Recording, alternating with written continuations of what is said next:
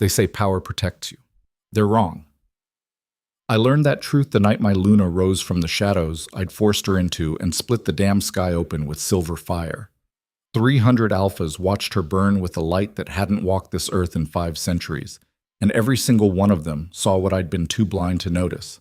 The woman I married for politics and forgot like yesterday's kill, she was the weapon that could end us all. Stick around till the end of this story, friend. You're going to want to see how a king learns to kneel. Drop a like and comment your city below so I know my pack is listening. The throne room still stank of blood when Kyle Draven walked through its doors at dawn. Victory had a smell.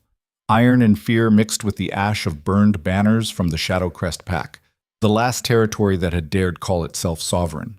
Kale's boots echoed against marble floors slick with gore that servants hadn't yet scrubbed away. The stone walls held claw marks 3 inches deep where his warriors had cornered the Shadowcrest Alpha and torn him apart while his own guards watched, too terrified to intervene. This was how empires were built, on the broken spines of those too weak to hold what they claimed. Kyle stopped before the massive window overlooking the capital. Dawn light cut through smoke rising from the lower districts where they'd celebrated all night. His reflection stared back at him, a man carved from violence and crowned by necessity. 32 years old, and he'd united every werewolf pack from the northern wastes to the southern shores under one rule. His rule. The scar running from his left temple to his jaw was a gift from his father, the previous king who'd tried to kill him at 16 when Kael's power began to eclipse his own. Kael had ripped the old bastard's throat out before sunrise. That was lesson 1. Mercy was just another word for suicide. Behind him, the throne room doors opened again. Kael didn't turn. He knew the footsteps. Heavy, confident, touched with arrogance. Marcus Thorne, his beta and closest thing he had to a friend, if kings were allowed such luxuries. Marcus came to stand beside him at the window. "We did it, brother. Every pack bows to you now."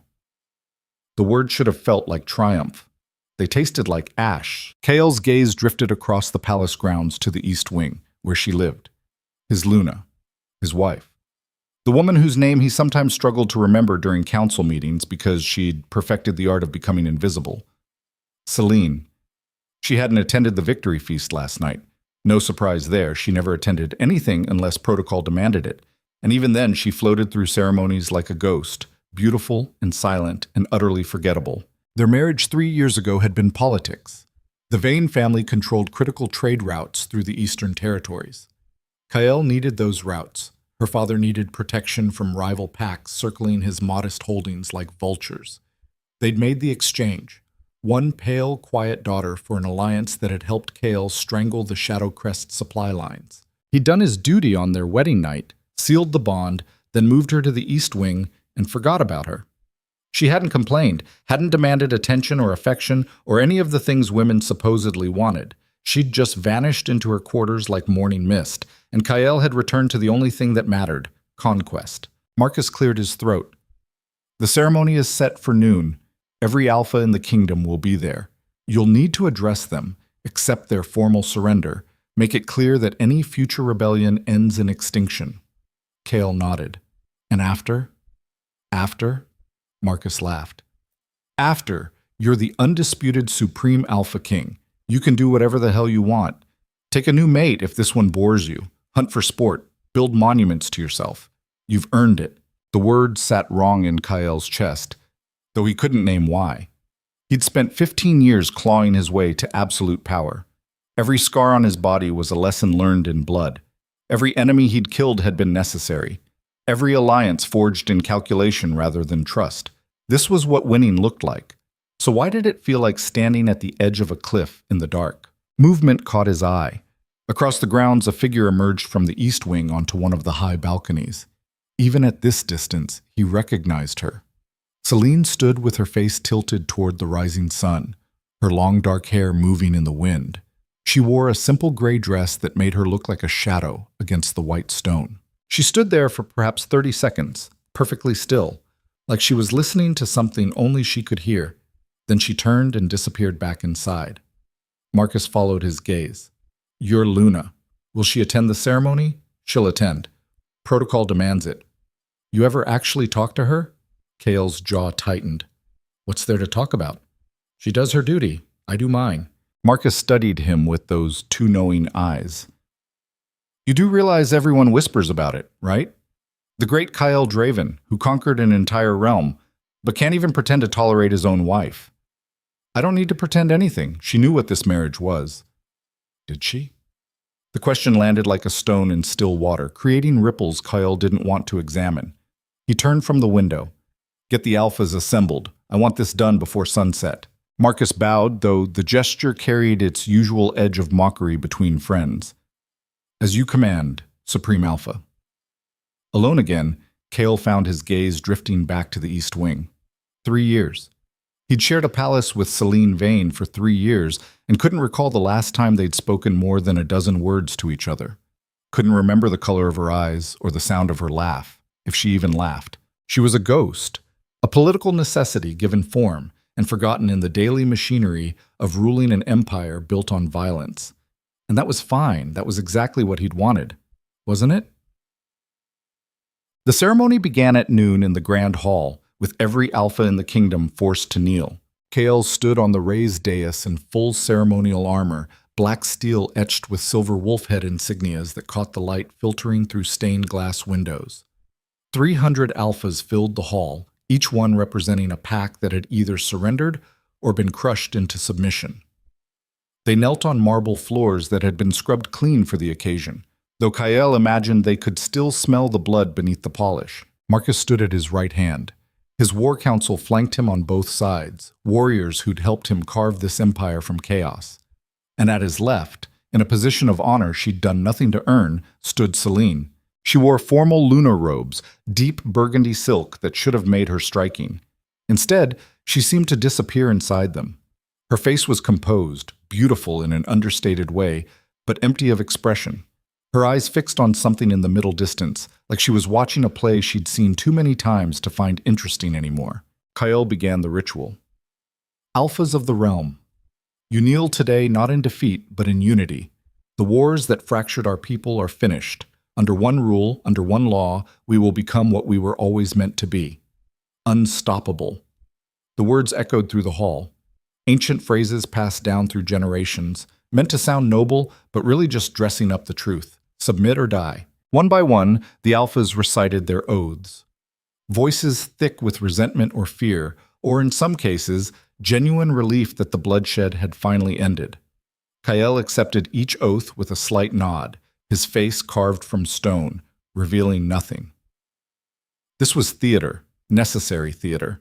The ceremony dragged on for over an hour. Kyle felt Celine shift slightly beside him, the first sign of discomfort she'd shown. He glanced at her from the corner of his eye. Her face remained blank, but something about her posture had changed, a tension in her shoulders. Her fingers curled slightly at her sides. Was she bored? In pain? He realized with uncomfortable clarity that he had no idea, no baseline to measure her against because he'd never bothered to learn one. The thought irritated him, so he pushed it away and focused on the final group of alphas rising from their knees. The ceremony was nearly finished, just the closing ritual, then he could return to actual work instead of pageantry. That's when the doors exploded inward. The blast threw splinters of ancient oak across the hall. Screams erupted as 5 figures in black combat gear rolled through the smoke, weapons already firing. Not guns, something older. Crossbows loaded with silver-tipped bolts that could punch through werewolf healing if they hit bone. Kyle moved on instinct, shifting mid-step into his war form. 7 feet of fur and muscle and killing intent. His alpha wolf black as midnight with eyes like cold fire. He took a bolt meant for his throat and his shoulder instead, felt silver poison burn into muscle, and tore the throat out of the nearest assassin before the man could reload. Chaos consumed the hall. Alphas shifted, some charging the attackers, others fleeing through side exits. His war council formed a protective circle, but the assassins weren't aiming for him. They were aiming for Celine. Kale saw it happen in fragmented seconds. One assassin broke through the defensive line, crossbow leveled directly at his Luna's chest. Marcus tried to intercept but caught a bolt in his leg that dropped him. The assassin's finger tightened on the trigger. Celine should have died. Instead, the world went silver. Light erupted from her body like a star going supernova, so bright Kael had to shield his eyes. The temperature in the hall dropped 30 degrees in an instant, frost spreading across marble floors in crystalline patterns. And the sound. God, the sound. A howl that wasn't quite a howl, ancient and terrible and beautiful, echoing not from Celine's throat, but from somewhere deeper, somewhere older. When Kael could see again, he wished he couldn't. Celine stood at the center of a circle of scorched marble, her eyes blazing solid silver with no trace of iris or pupil. Markings burned across her exposed skin, ancient script that moved and shifted like living things. Her hair floated around her head as if underwater, shot through with threads of pure light. And behind her, towering over her, its form flickering between solid and ethereal, stood a wolf. But not any wolf. Not anything that should still exist in this world. It was massive, easily 15 feet at the shoulder, its fur the color of moonlight on water. Its eyes mirrored Celine's, solid silver, ageless, cold with a wisdom that made Kael's instincts scream at him to run. Power radiated from it in waves that made the air shimmer, that made every wolf in the hall drop to their belly in automatic submission. The ancient sacred wolf. The legends were real. The assassin who'd targeted Celine was frozen mid-step, his crossbow clattering from nerveless fingers. He tried to speak but only managed a strangled whimper before the massive spirit wolf behind Celine opened its jaws and unleashed another of those reality-bending howls. The assassin's body simply came apart. Not torn, not exploded. It dispersed like smoke caught in a wind that existed only for him, until nothing remained but the echo of a scream. The four other assassins met similar fates in seconds. They tried to run. They tried to fight. It didn't matter.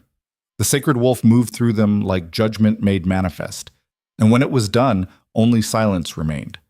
300 alphas stayed pressed to the floor, none daring to move or even breathe too loud. Celine stood at the center of the carnage, her chest heaving, those terrible silver eyes sweeping across the hall. The markings on her skin pulsed with each heartbeat, and the spirit wolf behind her growled, a sound that resonated in the bones of every living thing present. Then her gaze found Kael. For the first time in 3 years of marriage, she truly looked at him, through him, into him. And he saw something in those alien eyes that made his blood run cold. Recognition, resignation, and something that might have been accusation. She'd known. All this time she'd known what she was, what lived inside her, and she'd hidden it. From him, from everyone. Why? The question barely had time to form before Celine's legs buckled. The silver light guttered and died. The markings faded from her skin like water evaporating. The massive spirit wolf flickered once, twice, and vanished. She collapsed. Kael caught her before she hit the ground, his war form melting away as he cradled her unconscious body. She felt impossibly light, too light, like she'd burned through her own mass in that display of power. Her face was pale as death, her breathing shallow. But alive. She was alive. The hall remained frozen in shock. 300 alphas staring at the woman in Kael's arms like she was either their salvation or their doom, and maybe both. Marcus dragged himself upright, leaning on his uninjured leg. His voice came out hoarse. Kael. What the hell was that? Kael looked down at the woman he'd married and ignored. The ghost he'd dismissed as insignificant. The weapon he'd never known he was sleeping next to. That, he said slowly, was the biggest mistake I've ever made. Because now everyone knew. And now everyone would come for her. Toquette. They carried Celine to the east wing under armed guard. Kael stayed with her even after his war council begged him to address the alphas still reeling in the grand hall. Let Marcus handle them. Let someone else spin the narrative and calm the panic. For the first time in his reign, Kael ignored protocol and stayed with his Luna. She lay on her bed, small and pale against dark sheets, looking nothing like the creature of power who'd unmade 5 assassins with a thought. The palace healers examined her, muttering in low voices about exhaustion and spiritual depletion and other things Kael only half heard. He stood by the window, arms crossed, watching her breathe. Marcus entered without knocking. His leg had been treated, the silver extracted, but he still limped. He came to stand beside Kael, both of them staring at the unconscious Luna. The alphas are losing their minds, Marcus said quietly. Half of them want her executed as an abomination.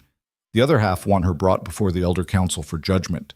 And a few, the smart ones, want to know how we can use her. She's not a weapon. The words came out harsher than intended. Marcus raised an eyebrow. Isn't she? Because from where I stood, she just demonstrated more raw power than any alpha in recorded history. The sacred wolf bloodline was supposed to be extinct, hunted down and slaughtered centuries ago because they were too dangerous to exist. And you've been married to one for 3 years. Cale's jaw clenched. I didn't know. Clearly. Marcus moved closer to the bed, studying Celine with the clinical interest of a strategist assessing an asset. The question is, did her family know? Did they sell you a political alliance knowing they were really planting a goddamned legend inside your palace? The thought had occurred to Kyle. The Vane family was minor nobility, barely worth the paper their treaties were written on. But if they'd known what Celine was, if they'd hidden her among their daughters specifically to get her close to the most powerful alpha in the realm, that was either brilliant or suicidal. Find out, Kale ordered. Send riders to the Vane estate. I want every piece of information about their bloodline going back 10 generations, and I want it by tomorrow. Marcus nodded. What about her? The council will demand answers. You can't just lock her away and hope everyone forgets what they saw. Watch me. Kyle, be reasonable. She's mine. The word came out as a growl, sharp with alpha command, that made Marcus's wolf instinctively submit. Kale forced himself to breathe, to pull back the surge of possessive fury that had no rational basis. Since when did he care about keeping things that didn't serve his power? Since you realized you married something irreplaceable and treated her like furniture for 3 years, a cold voice in his head supplied. Marcus recovered, holding up his hands. All right, she's yours, but you need a plan. The Elder Council will convene within days.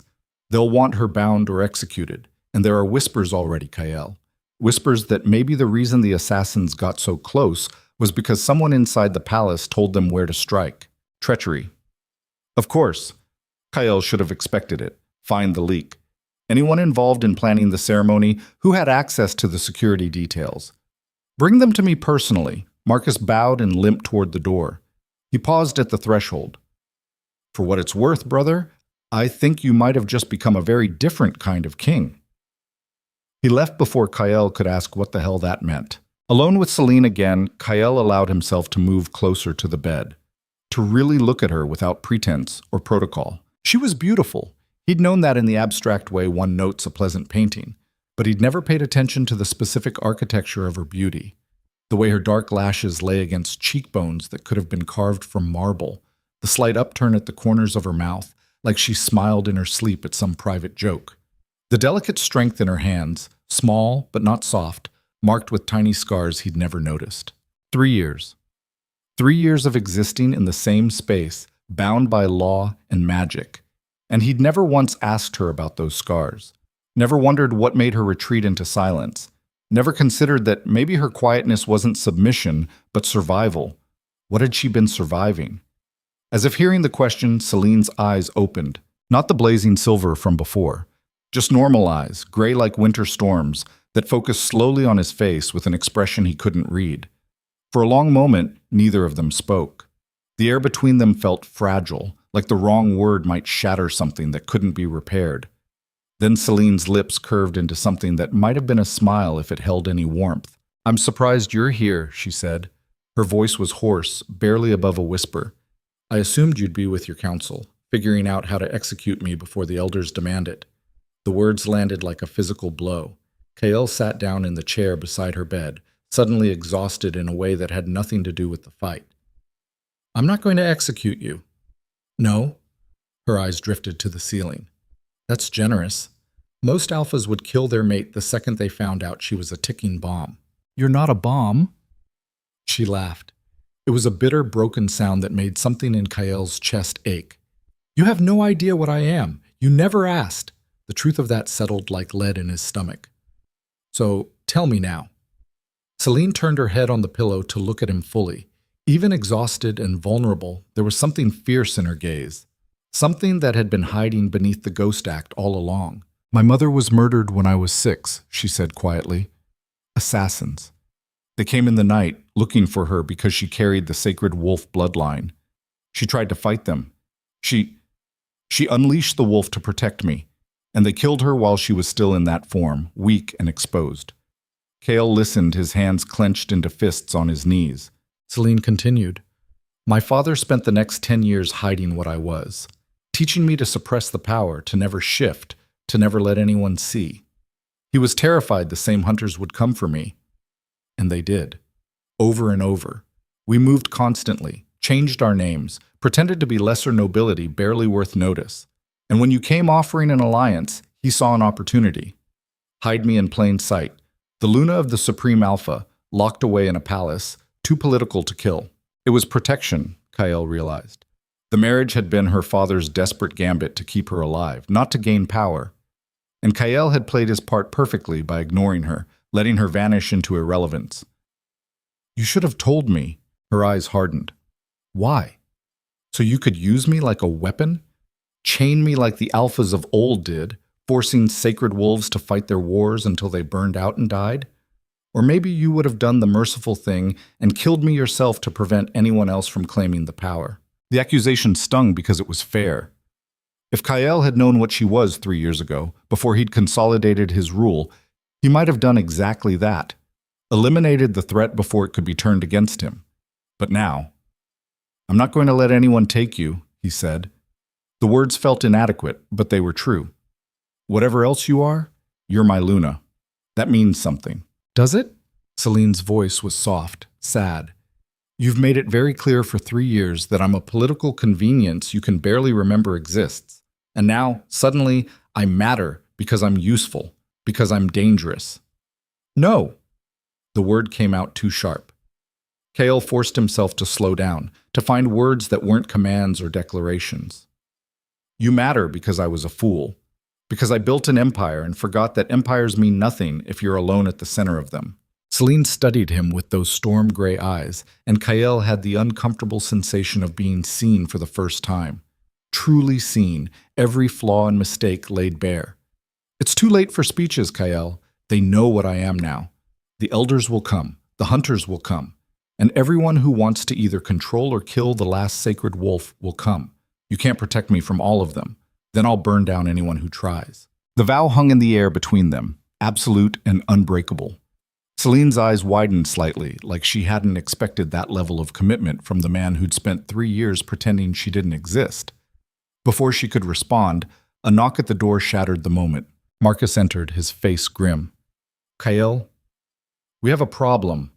The Elder Council just sent word. They're convening an emergency tribunal in 3 days to address the Sacred Wolf situation, and they're demanding Celine be brought before them in chains. Kael rose from the chair, his alpha presence filling the room. Tell the council I'll bring my Luna to their tribunal, but anyone who tries to chain her answers to me first. Marcus nodded and left quickly, recognizing the killing edge in Kael's voice. Alone again, Kael turned back to Celine. She'd pushed herself up to sitting, though the effort clearly cost her. Her hands trembled slightly as she gripped the sheets. You can't fight the entire Elder Council for me, she said. They'll destroy you. Let them try. Kael moved to the door, then paused, looking back at the woman he'd underestimated so catastrophically. 3 years he'd wasted. 3 years of hiding behind his empire while she suffered in silence just rooms away. No more. Get some rest, he told her. In 3 days, we face the council together. And Celine, I promise you, no one touches you while I still breathe. He left before she could argue, his mind already racing through strategies and contingencies. The council would come with demands and chains and probably kill orders hidden in ritual language. They'd expect him to bow to tradition, to sacrifice his Luna for political stability. They were going to be very disappointed, because Kael Draven hadn't conquered an entire realm by following expectations. And he sure as hell wasn't going to start now. Not when he'd finally found something worth fighting for beyond himself. Celine waited until Kael's footsteps faded before letting herself collapse back against the pillows. Her body felt like it had been hollowed out and filled with broken glass. The Sacred Wolf's awakening always left her like this, empty, aching, barely able to move. But this time had been different. This time, she'd unleashed the full power in front of hundreds of witnesses. This time, there was no going back to the safety of invisibility. She closed her eyes and felt the ancient presence stirring inside her, still drowsy from the exertion, but aware. Always aware. "Why did you let them see you?" she whispered into the darkness of her mind. "You could have stayed hidden. Let those assassins kill me. It would have been easier." The sacred wolf didn't answer in words. It never did. But she felt its amusement, cold and vast as the moon. It had revealed itself for a reason. Because it was tired of hiding. Because 3 years of suppressing its nature had left it hungry. And because perhaps it had decided Kyle Draven was worth the risk. Celine had spent 3 years watching her husband from a distance, observing the warrior king everyone feared, looking for glimpses of something beneath the ruthless exterior. She told herself it didn't matter, that love was never part of their arrangement, that she should be grateful he ignored her because the alternative was him paying attention, and that could only end in chains or death. But she'd watched him anyway, seen him laugh with Marcus, rare and genuine, watched him mourn warriors lost in battle, alone in the throne room when he thought no one could see. Noticed how he always positioned himself between threats and his people, even when tactically it made more sense to use others as shields. Kale Draven was brutal and violent and carved from ambition, but he wasn't empty. And maybe, just maybe, he was exactly the kind of king who could stand beside a sacred wolf without trying to own it. Or maybe he'd just learned she was valuable and refused to let an asset slip through his fingers. Celine didn't know which was true, but in 3 days she'd find out. The door opened again without warning. Celine's eyes snapped open, instinct screaming danger, the sacred wolf surging toward the surface despite her exhaustion. But it was only a servant, an older woman Celine vaguely recognized carrying a tray of food and medicine. The woman set the tray on the bedside table with trembling hands, then dropped into a deep bow that looked more like terror than respect. "My Luna," she whispered, "the king ordered that you be given food and rest. Is there anything else you require?" Celine studied the woman's bent head, the way her whole body shook. Afraid. Everyone would be afraid now. "No, thank you. You can go." The servant practically fled. Alone again, Celine looked at the food without touching it. She should eat, should rebuild her strength for whatever nightmare was coming in 3 days. Instead, she rose from the bed on unsteady legs and moved to the window. From here, she could see across the palace grounds to the main complex where Kyle's throne room stood. Light blazed in those windows. Emergency councils running deep into the night, everyone scrambling to figure out what the sacred wolf's appearance meant for the kingdom. Let them scramble. Celine pressed her palm against the cold glass and let herself feel the weight of what came next. The elders would demand her death or subjugation. Kyle would resist because he was too proud to let anyone dictate terms to him. And caught between them, she'd have to make a choice. Stay hidden and let the sacred wolf slowly consume her from within, or unleash it fully and become the weapon everyone feared. There had to be a third option, some way to control this power without destroying herself or everyone around her. She just had to survive long enough to find it.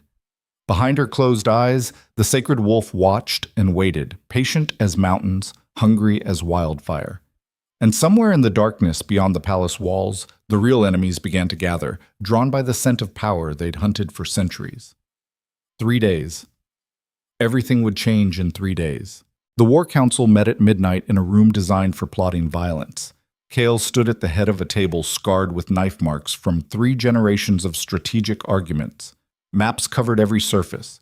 Territories marked in blood-red ink where his armies had crushed resistance. Candles burned low, casting shadows that made the 12 alphas surrounding him look like wolves circling prey. Except tonight, Kyle wasn't sure if he was the hunter or the hunted. Marcus slammed a fist on the table. "The elders are calling for her head, Kyle. Not metaphorically. They want Celine executed before the tribunal even convenes. They're saying the sacred wolf is too dangerous to exist, that keeping her alive risks another extinction event like the one 500 years ago." An alpha from the northern wastes, gray-haired and missing an eye from decades of territorial wars, leaned forward. He wasn't wrong to be concerned. The old texts say sacred wolves went mad with power, burned entire packs to ash because they couldn't control what lived inside them. Your Luna might be a victim of her bloodline, but that doesn't make her less lethal. Kael's hands were flat on the table, his claws extended just enough to score the wood beneath his palms. The instinct to rip throats out for even suggesting harm to Celine roared through him with an intensity that had no tactical justification. She was his Luna, his. That should have been reason enough. But these were alphas. They respected strength, not sentiment. Anyone who touches her dies, Kael said quietly. Not as a threat, as information. You want to know where I stand? There's your answer. Another alpha, younger, ambitious, with teeth too white and eyes too calculating, spread his hands in a gesture of false reason. No one's questioning your authority, Supreme Alpha, but we need a plan. The elders will bring the binding chains, ancient silver forged specifically to suppress sacred wolf power. If they can get those on her, she becomes controllable. Useful. The word hung in the air like rot. Marcus caught Kael's eye, shaking his head slightly. Don't. But Kael's wolf was already snarling in his chest, furious at the idea of Celine in chains, stripped of agency, reduced to a tool. He'd built his empire on ruthless pragmatism, used people as weapons when it served him, sacrificed warriors for strategic advantage without losing sleep. But the thought of doing that to her made something fundamental in him recoil. She's not a weapon, Kael said, his voice carrying alpha command that made every wolf in the room flinch. She's my mate, and I will burn the Elder Council to the ground before I let them chain her like livestock. The ambitious alpha's smile didn't quite hide his calculation. Of course, Supreme Alpha. But perhaps you could explain that reasoning to the 50 packs already threatening to withdraw their oaths if you harbor an uncontrolled sacred wolf. They're scared. Fear makes people stupid. We need to give them something. Give them a corpse, the one-eyed alpha suggested. Not hers. Find whoever sent those assassins. Make an example so brutal that everyone understands attacking your Luna means extinction, fear, and spectacle. That's what holds empires together. It was good advice. Practical. Exactly what Kael would have suggested 3 days ago. Marcus cleared his throat. We might have a lead on the assassins. One of them carried a token from the Blackwood Syndicate. Mercenaries who specialize in hunting supernatural threats. Someone with serious gold hired them specifically to kill Celine during the ceremony when she'd be exposed. Kael's claws dug deeper into the table. Who knew about her? Who had that information? That's the problem, Marcus said grimly. Almost no one. Her father kept it buried. The Vane family history is clean going back 6 generations on paper.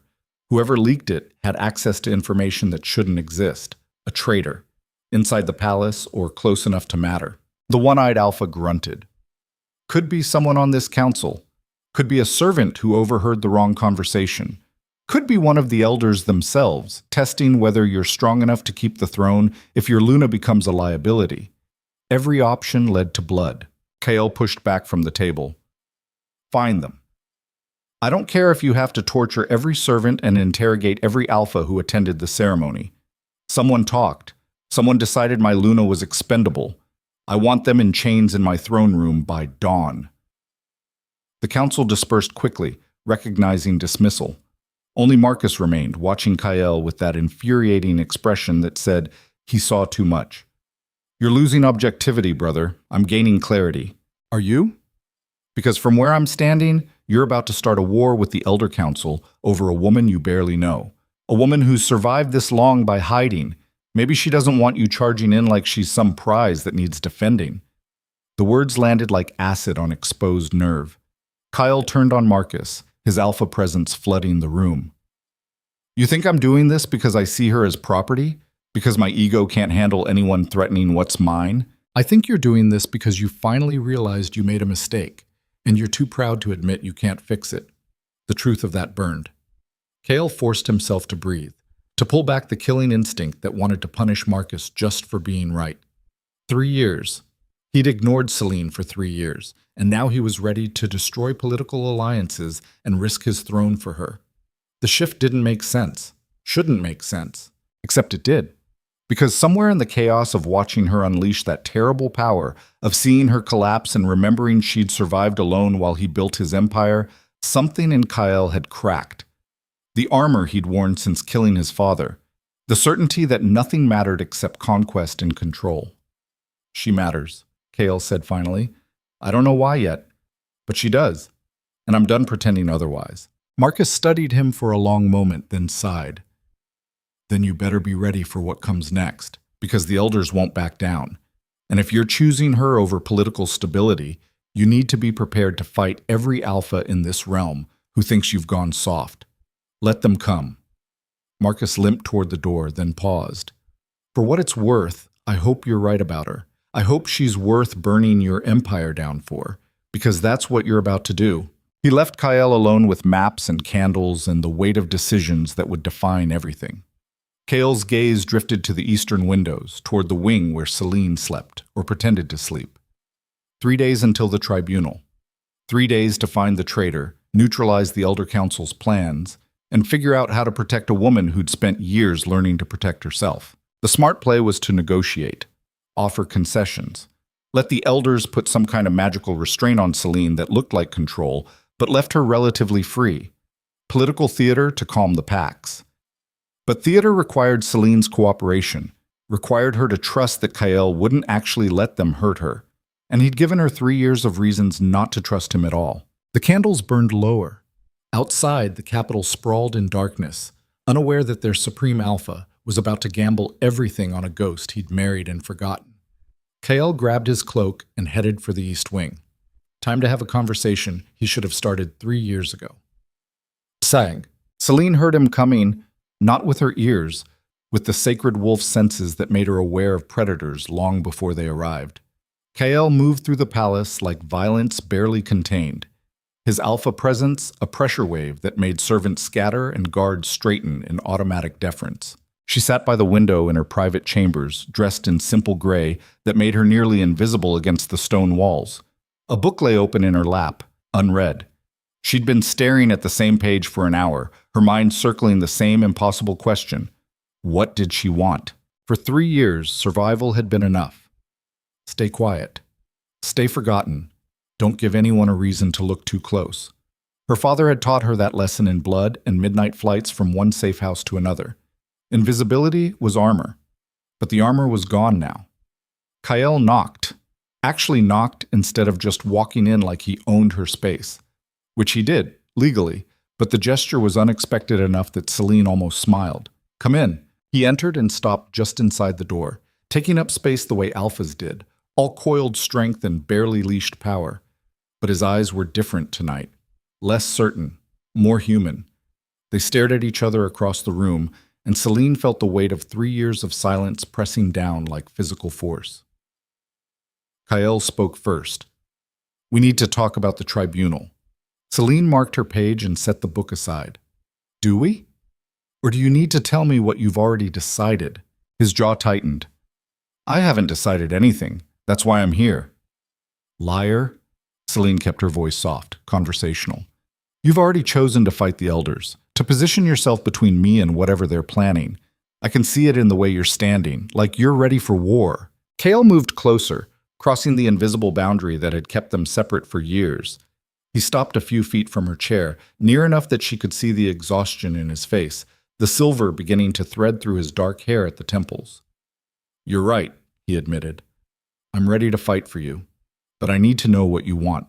Because if you'd rather take your chances alone, or make a deal with the elders yourself, I'll step back. The words should have felt like freedom.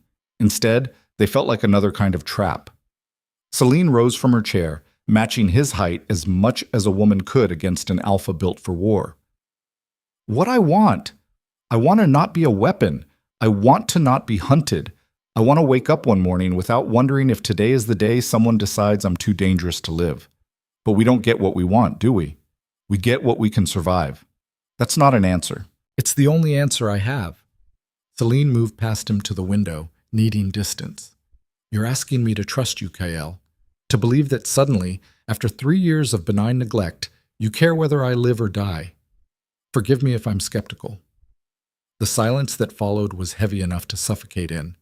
Celine gripped the windowsill, her knuckles white, waiting for him to leave or argue or give her any reason to push him away. Instead, he surprised her. You're right not to trust me. She turned, unable to hide her shock. Kael stood in the middle of her chambers looking like a king who'd just realized his crown was made of lies. I treated you like furniture, he said bluntly. married you for politics, and dismissed you the second the ink dried. You survived that by becoming invisible, and I let you because it was convenient.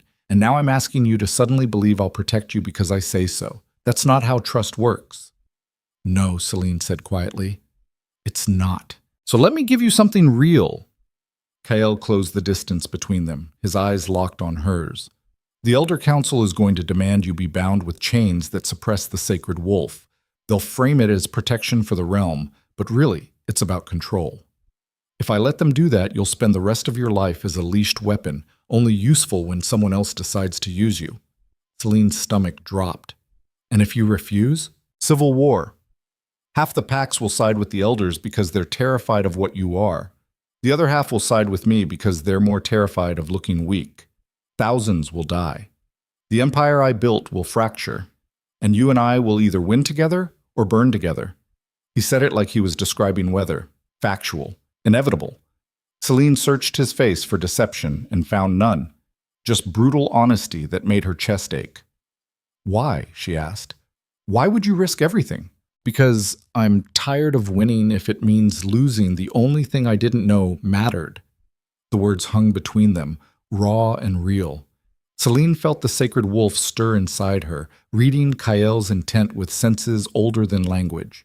It found no lies, no hidden agenda, just a man standing at the edge of a cliff, choosing to jump because staying safe meant staying alone. Against every survival instinct she'd honed over years of running, Celine made a decision. All right, she said, tell me your plan. They talked until dawn broke over the capital. Kael laid out the political landscape with military precision. The Elder Council consisted of 7 alphas who'd held power longer than Kael had been alive. They answered to no king, claimed authority directly from ancient treaties that predated the current realm structure. In theory, they were advisors. In practice, they were a shadow government that could unmake rulers who forgot to respect tradition. 3 of the elders were firmly in the camp of binding or executing Celine. 2 were undecided. One was sympathetic but wouldn't defy the majority. And the last, Elder Thane, was the most dangerous because he seemed reasonable. Thane will offer a compromise, Kael explained. He'll suggest limited binding, chains that suppress your power except in approved emergencies. He'll make it sound like protection instead of imprisonment. Celine wrapped her arms around herself, suddenly cold. And if I agree? Then you spend the rest of your life leashed, never fully yourself, never free. And the second I die or lose power, someone else controls when and how you're unleashed. She'd suspected as much. The sacred wolf snarled in agreement, hating the idea of restraint with a fury that made her skin burn. What's the alternative? She asked. Demonstration. We prove you can control the power, show the council and every watching pack that you're not a mindless weapon, that this sacred wolf answers to you, not the other way around. Kael made it sound simple. It wasn't. Celine moved to her desk and pulled out a leather journal, worn from years of use. She flipped it open to pages covered in her handwriting, notes and observations collected since childhood. She'd been studying the sacred wolf her entire life, trying to understand the entity sharing her soul. My mother lost control once, she said quietly, before I was born. She unleashed the full power during a territorial dispute and killed 17 wolves in under a minute. Her own pack. She spent the rest of her life terrified it would happen again. That's why the hunters came for her. Not because she was dangerous by choice, but because she was dangerous by nature. Kael read the pain in her voice. Your mother's story doesn't have to be yours, doesn't it? Celine closed the journal. Every sacred wolf in history either went mad with power or was killed before they could. There's no example of one living peacefully, no precedent for control, just extinction or chaos. Then we make a new precedent. You make it sound easy. It's not. Kael moved behind her, close enough that she could feel his presence like heat. But you've already done the hardest part. You've kept the sacred wolf contained for years. You survived attacks and hunters, and your own power trying to consume you. That takes more strength than most alphas will ever have. Survival isn't the same as control. No, but it's a foundation we can build on. Celine turned to face him, and the distance between them felt suddenly, dangerously small. This close, she could see the scars on his face in detail. The one from his father, others from battles and betrayals that had carved him into something sharp and unyielding. But underneath the armor, she caught glimpses of something else. The man who'd sat by her bedside, who'd listened to her story without flinching, who was ready to fracture his empire rather than let her be chained. Why do you care? The question came out rawer than intended. You didn't for 3 years. What changed? Everything. Nothing. Kael's hand lifted, hesitated, then gently tucked a strand of hair behind her ear. The gesture was so unexpected, so careful, that Celine forgot to breathe. I saw what I'd been ignoring, he said quietly. And I realized that building an empire doesn't mean anything if I'm too blind to recognize what actually matters. His hand lingered near her face, and Celine felt the pull between them shift from political alliance into something infinitely more complicated. The bond they'd forged 3 years ago had been cold ceremony, but bonds were living things. They could grow or wither depending on what fed them. This could still end badly, she warned. I could lose control at the tribunal. The sacred wolf could decide you're a threat and tear you apart along with everyone else. Then I'll die knowing I chose something real instead of safe. The certainty in his voice made something in Selena's chest crack open. For 3 years, she'd survived by trusting no one, by expecting betrayal from everyone, even her own power. But Kael stood here offering partnership instead of ownership, risk instead of safety. It was terrifying. It was also the first honest thing anyone had offered her in years. Celine took a breath that felt like stepping off a cliff. All right, show me how we do this. Show me how to control what's inside me instead of just surviving it. Kael's expression shifted into something fierce and protective. We start now. No more hiding, no more pretending you're less than you are. In 3 days, we walk into that tribunal together, and we show them exactly what a sacred wolf looks like when she chooses her battles instead of being controlled by them. They trained in the old arena beneath the palace, a space carved from living rock, used for centuries to settle disputes through ritual combat. Blood stained the sand floor in patterns that never quite washed clean. Torches burned in iron sconces, casting dancing shadows across stone walls marked with claw gouges from generations of wolves testing their limits. Kael had cleared the space of guards and spectators, just him and Celine and the ghost of violence that haunted every inch of the arena. Shift, he commanded. Let me see your wolf. Celine hesitated. She'd spent years suppressing her shift, terrified that allowing even her normal wolf form would weaken the barriers keeping the sacred wolf contained. But Kael was right. She couldn't control what she refused to acknowledge. She closed her eyes and reached for the familiar burn of transformation. Bones shifted. Fur erupted across skin. Pain and pleasure twisted together as her human form melted into something older. When she opened her eyes again, the world had sharpened into focus only wolves could see. Her wolf was smaller than Kael's war form, but built for speed and precision. Gray fur with silver undertones that caught the torchlight. Not the massive sacred wolf, just her natural lupine shape.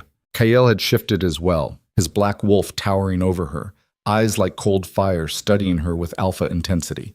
He circled her slowly, assessing. Good. Now hold that form while calling the sacred wolf. Just the presence, not the full manifestation. Let it rise enough to feel the power, then lock it down. Easier said than done. Celine reached inward, past her natural wolf instincts, down to where the ancient presence lived. The sacred wolf stirred immediately, always ready to surface. Power flooded her veins like liquid silver. The markings began to burn across her fur. Her vision shifted to that terrible silver glow. Control it, Kael growled. Don't let it control you. But the sacred wolf wasn't interested in being controlled. It wanted freedom, wanted to rise and hunt and prove itself against the alpha circling her. Celine felt her form beginning to shift again, growing, the massive spirit wolf starting to manifest behind her. No. She dug claws into stone, anchoring herself. Not yet. Not now. The sacred wolf fought back, furious at being restrained. Celine's mind filled with ancient memories that weren't hers. Battles from centuries past. Packs bowing in terror. The intoxicating rush of absolute power. She was losing herself. Then Kael was there, his presence slamming into her awareness like a physical blow. His alpha command wrapped around her, not forcing submission, but offering structure. An anchor point she could orient herself around. Focus on my voice. You're not the sacred wolf. You're Celine. It's part of you, not the other way around. Take what you need from it and leave the rest. His certainty cut through the chaos. Celine grabbed onto that certainty like a lifeline and pulled herself back from the edge. The silver glow receded. The markings faded. The massive spirit wolf behind her flickered and retreated. She stood in the arena, her normal wolf form intact, breathing hard but present. Kyle shifted back to human, moving to stand in front of her. Better. That's the foundation. Now do it again. They trained for hours. Celine learning to call the sacred wolf's power in controlled bursts instead of overwhelming floods. Learning to take what she needed without letting it consume her. It was exhausting. Every time she reached for that ancient force, it tried to drag her under, promising strength if she'd just surrender to it fully. But surrendering meant losing herself, meant becoming the mindless weapon everyone feared. So she fought, clawed her way back from the edge again and again until her mind felt raw and her body shook with exhaustion. Finally, as dawn approached, Kyle called a halt. Celine collapsed in the sand, shifted back to human form, her clothes soaked with sweat. Kale sat beside her, close enough that their shoulders touched. Neither spoke for a long moment. "You did well," he said finally. "I almost lost control 3 times. But you didn't. That's what matters." Celine looked at him, this king who'd spent the night teaching her to fight her own nature instead of chaining it. "What if I lose control at the tribunal?" she asked. "What if I can't hold it back when the elders push? Then I'll bring you back. Same as tonight, and if you can't?" Kyle met her eyes, his gaze steady and absolutely certain. "Then we burn together. But you won't lose control. Because you're stronger than the power inside you. You've just never had a reason to believe it before." The faith in his voice was almost painful to hear. Celine had spent her entire life defined by fear. Fear of her power, fear of being hunted, fear of becoming the monster everyone expected. But Kyle looked at her and saw something else. Saw strength instead of weakness, potential instead of threat. It terrified her how much she wanted to believe him. They left the arena as the sun rose, Kyle's hand steadying her when exhaustion made her stumble. Servants stared as they passed. The Supreme Alpha and his forgotten Luna walking together like equals, covered in sand and sweat and the evidence of a night spent forging something new. 2 more days until the tribunal. 2 more days to master a power that had destroyed every previous wielder. 2 more days until Celine either proved she could be more than a weapon or confirmed every fear the elders harbored. She should have been terrified. Instead, walking beside Kyle through palace halls gilded with morning light, she felt something dangerous blooming in her chest. Hope. The traitor revealed himself on the 2nd day. Kyle was in his private study reviewing intelligence reports when Marcus burst through the door without knocking, his face grim. "We found him. You're not going to like it." 5 minutes later, Kyle stood in the dungeons beneath the palace, staring at a man he'd trusted for 10 years. Lord Veyron, one of his senior advisors, a wolf who'd fought beside Kyle during the Consolidation Wars, who'd helped draft treaties and negotiate surrenders, who'd been in the throne room the day Celine's power manifested. Veyron hung in silver chains, his face already showing signs of Marcus's interrogation techniques, but his eyes held defiance instead of fear. "You sold her out," Kyle said. His voice was flat, emotionless, the tone that preceded execution. "Why?" Veyron spat blood onto the stone floor. "Because you were supposed to be different. You were supposed to unite the realm through strength, not tie yourself to an abomination that could destroy everything we built." "She's my Luna. She's a sacred wolf." Veyron's voice rose, fevered with belief. "Do you even understand what that means? My grandfather watched one go mad 200 years ago, watched it burn through an entire territory in a single night. Mothers, children, elders. It didn't discriminate. It just killed until nothing moved. And you decided to have her assassinated during a peace ceremony. I decided to save the realm from your blind spot." Veyron strained against his chains. "You're too close to see clearly. She's dangerous, Kyle, not because she wants to be, but because she can't help it. It's in her blood. And you keeping her alive, protecting her, it makes you weak." Kale stepped closer, his alpha presence filling the cell until Veyron flinched despite his defiance. "You know what makes me weak?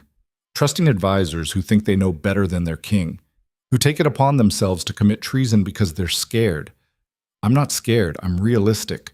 The elders will demand her death. If you refuse, you'll lose half your support. The empire will fracture. Everything we sacrificed for will crumble because you can't let go of one woman. The words were tactical, calculated to exploit Kael's pragmatic nature. A month ago, they might have worked. Might have made him reconsider. Evaluate the political math and make the ruthless choice. But something had shifted in Kael during that night in the arena. Watching Selene fight against her own power with a courage that put most alphas to shame. Seeing her choose control over surrender again and again until her spirit nearly broke from the effort. She wasn't an abomination. She was extraordinary. And anyone who couldn't see that was blind. How many others? Kael asked quietly. How many share your opinion? Varen's smile was ugly. Enough. You'll find out at the tribunal. Marcus stepped forward, clearly ready to continue the interrogation with more aggressive methods. But Kael held up a hand. No. He's told us what we need to know. Kael turned to leave, then paused at the cell door. Varen, your grandfather was right to fear sacred wolves. They are dangerous. But you know what's more dangerous? A king who lets fear dictate mercy. He left Varen in the darkness and climbed back to the palace proper, Marcus following. What do you want done with him? Marcus asked. Public execution. Make it spectacular. I want every wolf in the realm to understand that attacking my Luna means death. No exceptions, no mercy. When? Dawn. The day of the tribunal. Let the elders arrive to find his body rotting outside the palace gates. Marcus nodded approval. Send a message. Exactly. They walked in silence for a moment before Marcus spoke again. He wasn't completely wrong, you know, about the political risk. You're gambling everything on her. I know. And if you lose? Kael thought about Selene in the arena, silver fire burning across her skin as she fought to master the impossible. Thought about the way she'd looked at him with those storm-gray eyes, equal parts terrified and determined. If I lose, at least I'll have lost fighting for something real instead of dying alone on a throne built from compromises. Marcus studied him. You've changed, brother. We all change. Or we die. They reached the main palace corridor where morning light streamed through high windows. Servants moved efficiently through their duties, and somewhere in the distance, Kael heard the sounds of his empire functioning, complex machinery of power and politics that he'd built through blood and will. But none of it meant anything if he couldn't protect the one person who'd somehow become essential. Tomorrow, Marcus said. Tomorrow, everything changes. Kael looked toward the east wing, where Selene would be preparing for the tribunal. Training, strengthening her control, getting ready to face judgment from elders who'd already decided she was guilty. Tomorrow, Kael agreed. Tomorrow we find out if I'm a king worth following or just another tyrant too proud to admit when he's wrong. He didn't wait for Marcus's response, just walked toward his chambers to prepare for the war that was coming. Because that's what tomorrow would be. War. Not with swords and claws, but with words and politics and the terrible calculus of power. The Elder Council would bring their chains and their demands and their certainty that they represented order against chaos. And Kael would stand between them and Selene with every resource he'd spent 15 years accumulating. Either he'd win and redefine what it meant to rule the werewolf realm, or he'd lose everything and prove Varen right. There was no middle ground anymore. No safe compromise. Just the cliff edge and the choice to jump. Kael had made his choice. Now he'd find out if it was heroic or suicidal. Then, Selene stood on her balcony watching Varen's execution at dawn. They'd hung him in silver chains from the palace gates, positioned so every arriving alpha would see the price of betrayal. He'd screamed for hours before dying, the silver burning through his ability to heal until blood loss and agony finally claimed him. It should have satisfied something in her. This man had hired assassins to kill her, had decided she was too dangerous to live and acted on that conviction. But watching him die just made her feel hollow. Because he wasn't wrong about the danger. The sacred wolf inside her was capable of everything he'd feared.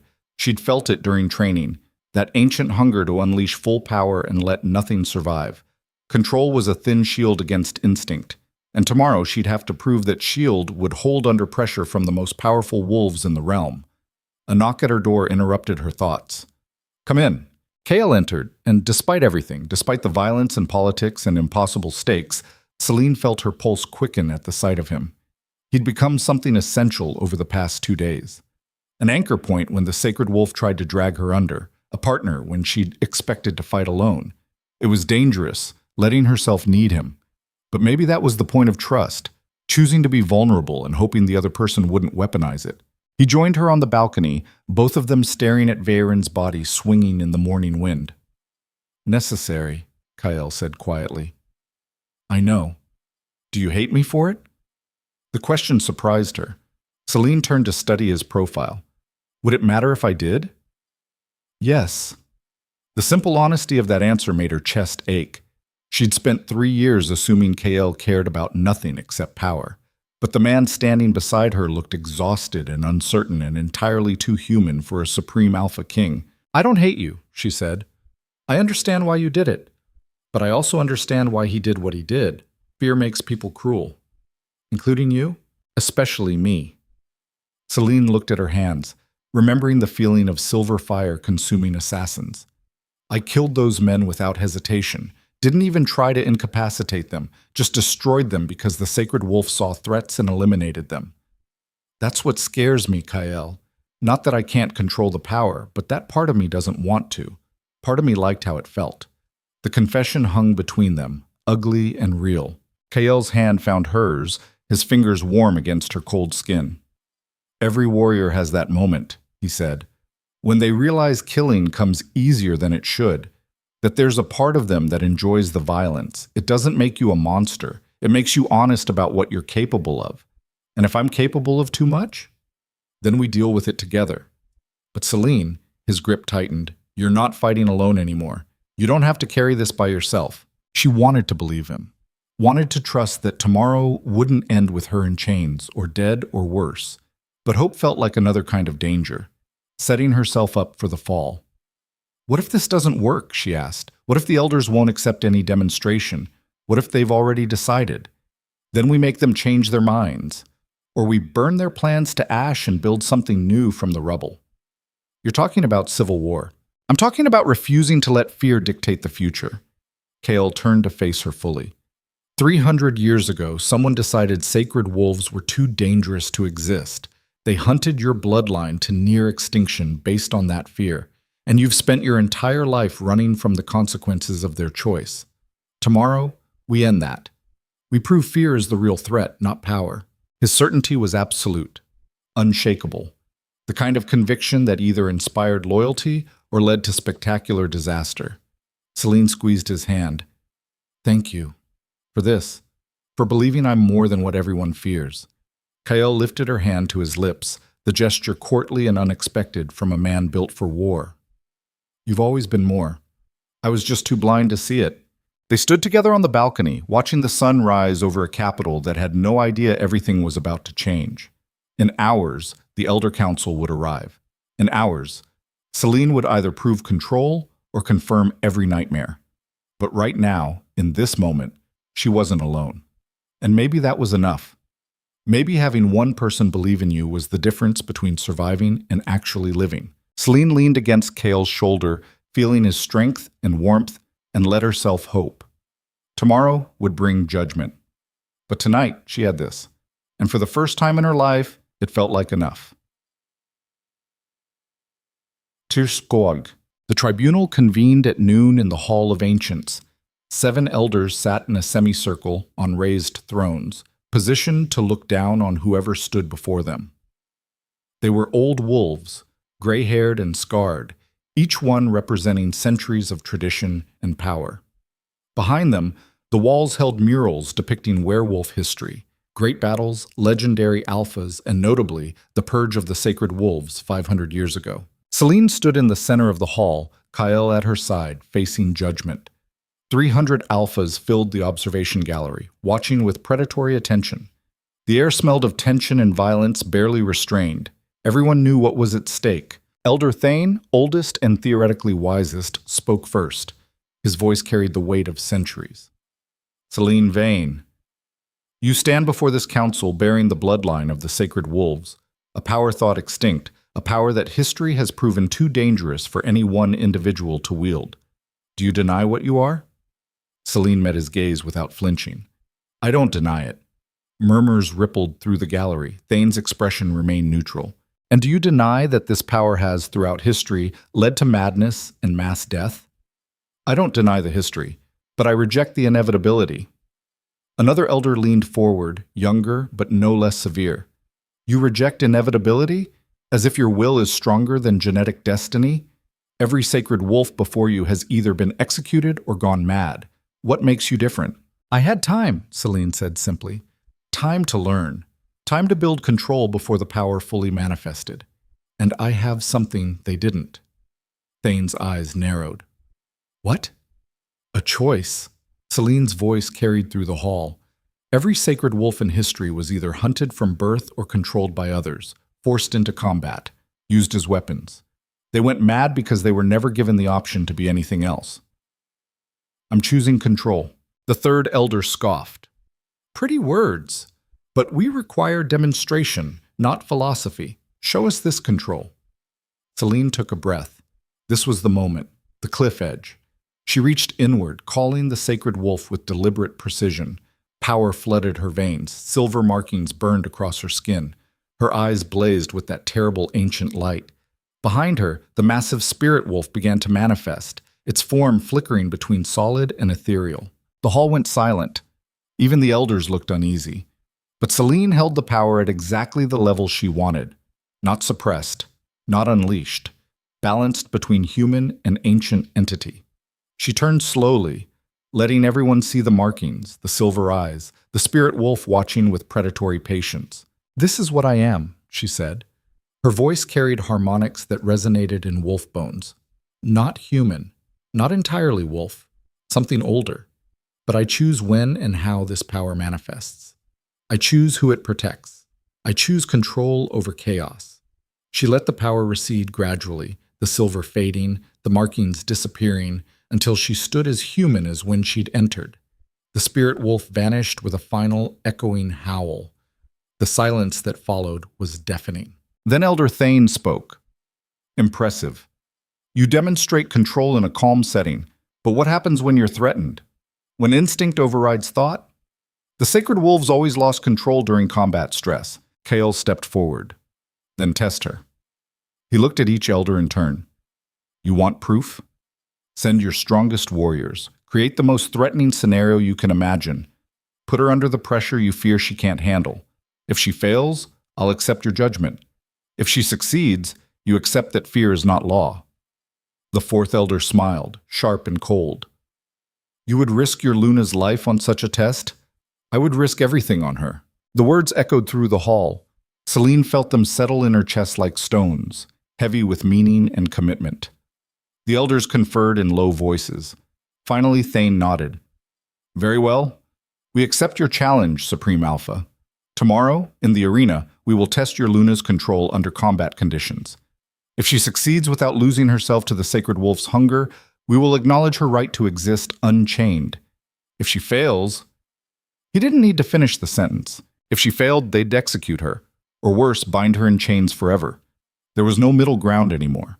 No safe option. Just the test and its consequences. Celine and Kael were dismissed.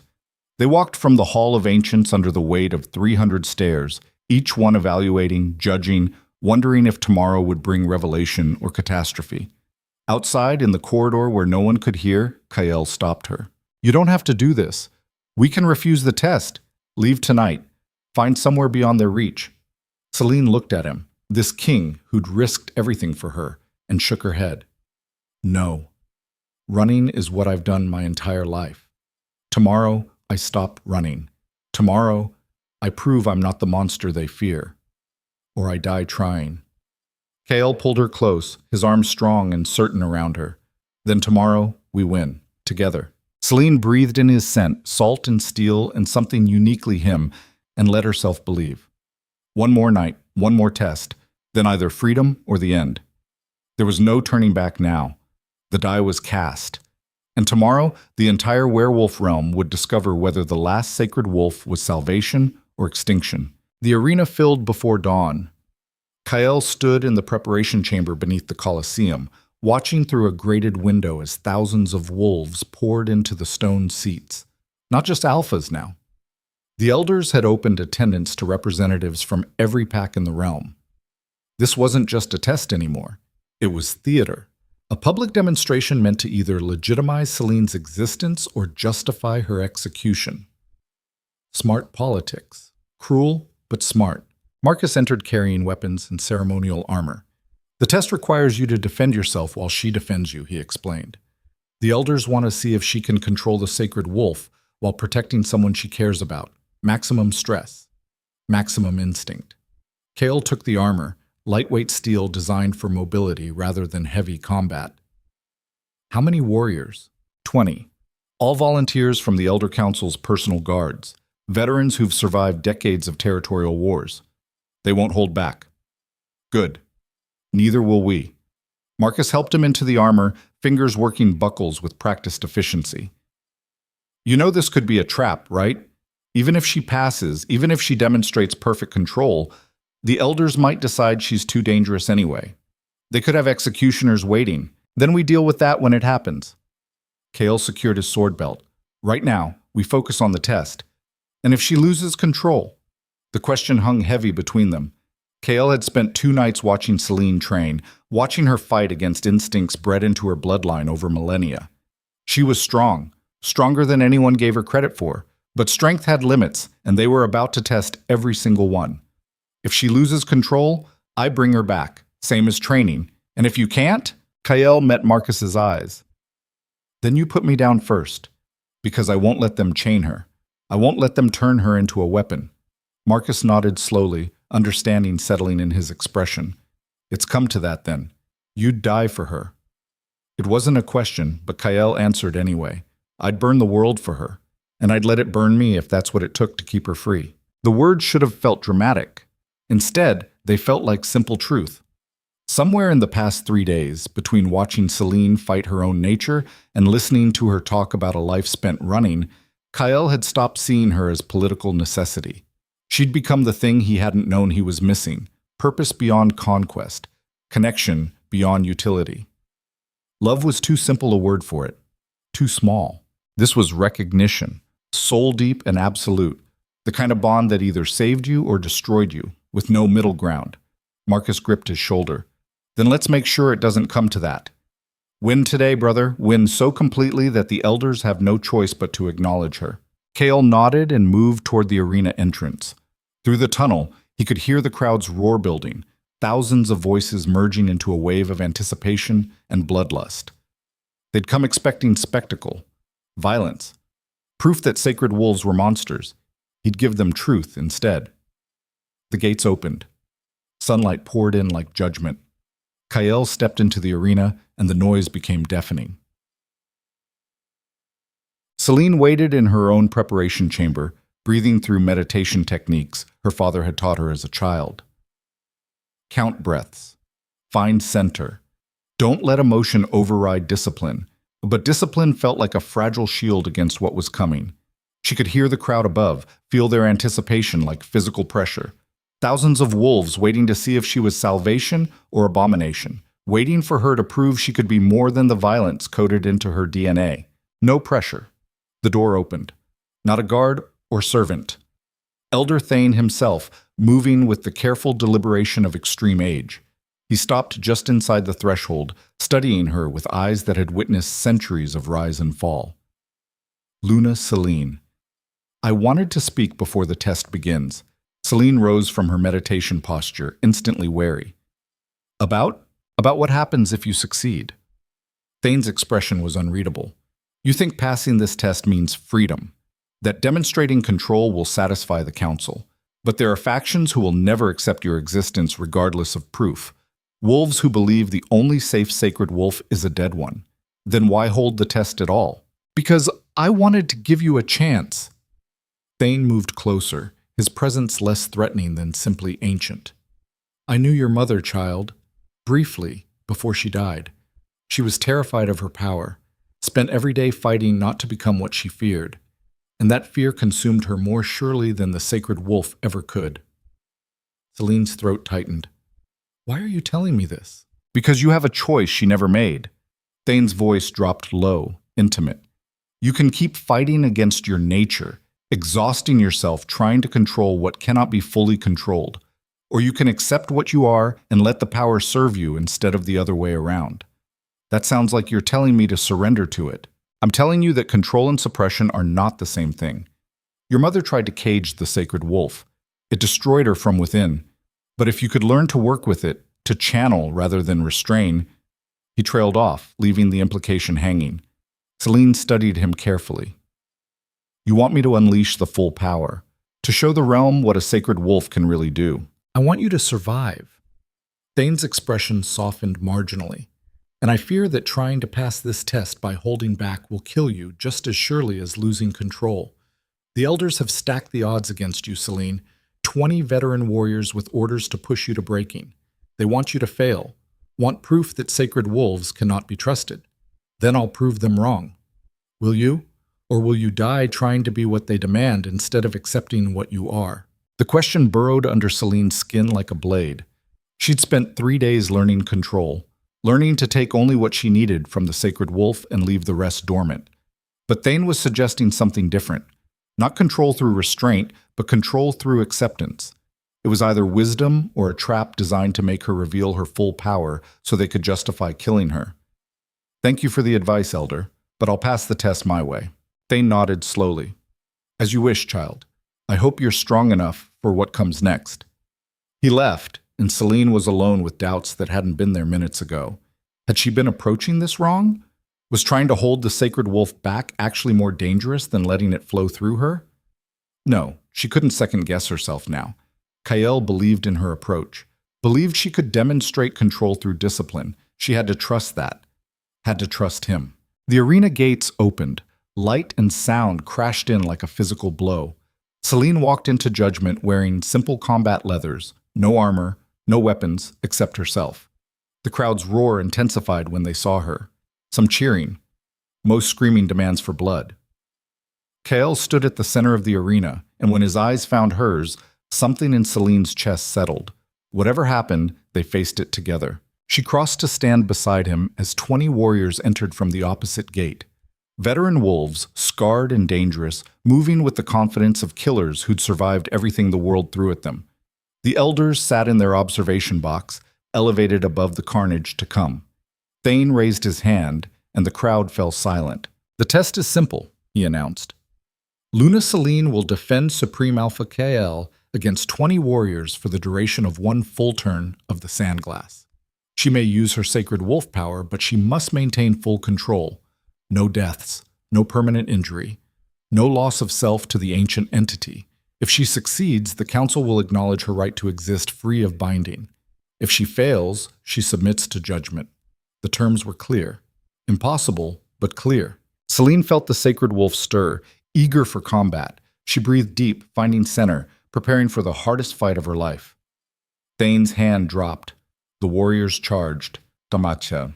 The first 5 reached them in seconds, moving with coordinated precision that spoke of extensive training. Celine shifted mid-step, her wolf form erupting in a blur of gray fur and controlled aggression. She intercepted the lead warrior, using his momentum against him to throw him aside without causing lethal damage. The sacred wolf surged, demanding she rip and tear, but she held it at bay, channeling just enough power to enhance her speed and strength. 2 more warriors came at Kael from opposite sides. He met them with brutal efficiency, his black war form larger and heavier, designed for devastating strikes. But even he couldn't fight 20 veterans alone. Celine flowed between attackers, her movements enhanced by sacred wolf power, but restrained from lethal force. A warrior lunged for Kael's exposed flank. She slammed into him, fangs finding his shoulder but not tearing, just disabling the limb. He went down hard. The crowd roared approval. Violence satisfied them, regardless of restraint. But the warriors adapted quickly. They shifted tactics, using silver-tipped weapons that could pierce werewolf healing. One managed to score a line across Celine's ribs. Pain blazed white-hot, and the sacred wolf responded with fury. Kill them, the ancient presence demanded. Tear them apart. Show them why we're feared. Celine fought the urge, pouring energy into maintaining control instead of unleashing destruction. She could feel the power building, pressing against the barriers she'd constructed. Each strike against her weakened those barriers. Each moment of combat stress made restraint harder. This was the test's real purpose. Not whether she could use the power, but whether she could use it without surrendering to it. 10 minutes passed. Then 20. The sand in the glass above continued its inexorable fall. Kyle fought beside her, protecting her flanks when warriors tried to overwhelm her with numbers. They moved together like they'd trained for years instead of days, anticipating each other's movements with uncanny precision. But exhaustion was setting in. Celine's breathing came ragged, the wound in her ribs burned, and the sacred wolf's pressure against her control increased with every passing second. Just a little more. Just hold a little longer. Then everything went wrong. A warrior she'd thought disabled rose behind Kyle, silver blade aimed for his spine. Celine saw it happening in fragmented slow motion, saw the killing blow coming, saw Kyle too engaged with 3 other attackers to notice. Instinct overrode thought. The sacred wolf exploded outward. Silver light blazed across the arena, bright enough to sear vision. The markings erupted across Celine's skin like brands. Behind her, the massive spirit wolf manifested fully, 15 feet of ancient power and terrible beauty. The warrior aiming for Kyle's spine simply ceased to exist. Not killed. Unmade. His form dispersed like smoke, leaving nothing but the echo of a scream. The arena went dead silent. Celine stood at the epicenter of power that made the air shimmer, that made every wolf present feel the instinctive urge to submit or flee.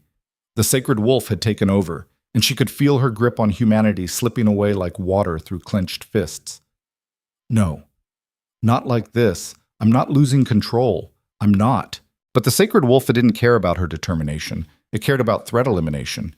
And right now, 19 warriors still stood in the arena, 19 potential dangers to be removed. The spirit wolf behind her opened its jaws and howled. The sound shattered stone, made warriors collapse clutching their ears, made the crowd scream in primal terror. This was the nightmare the elders had predicted. This was proof that sacred wolves couldn't be trusted.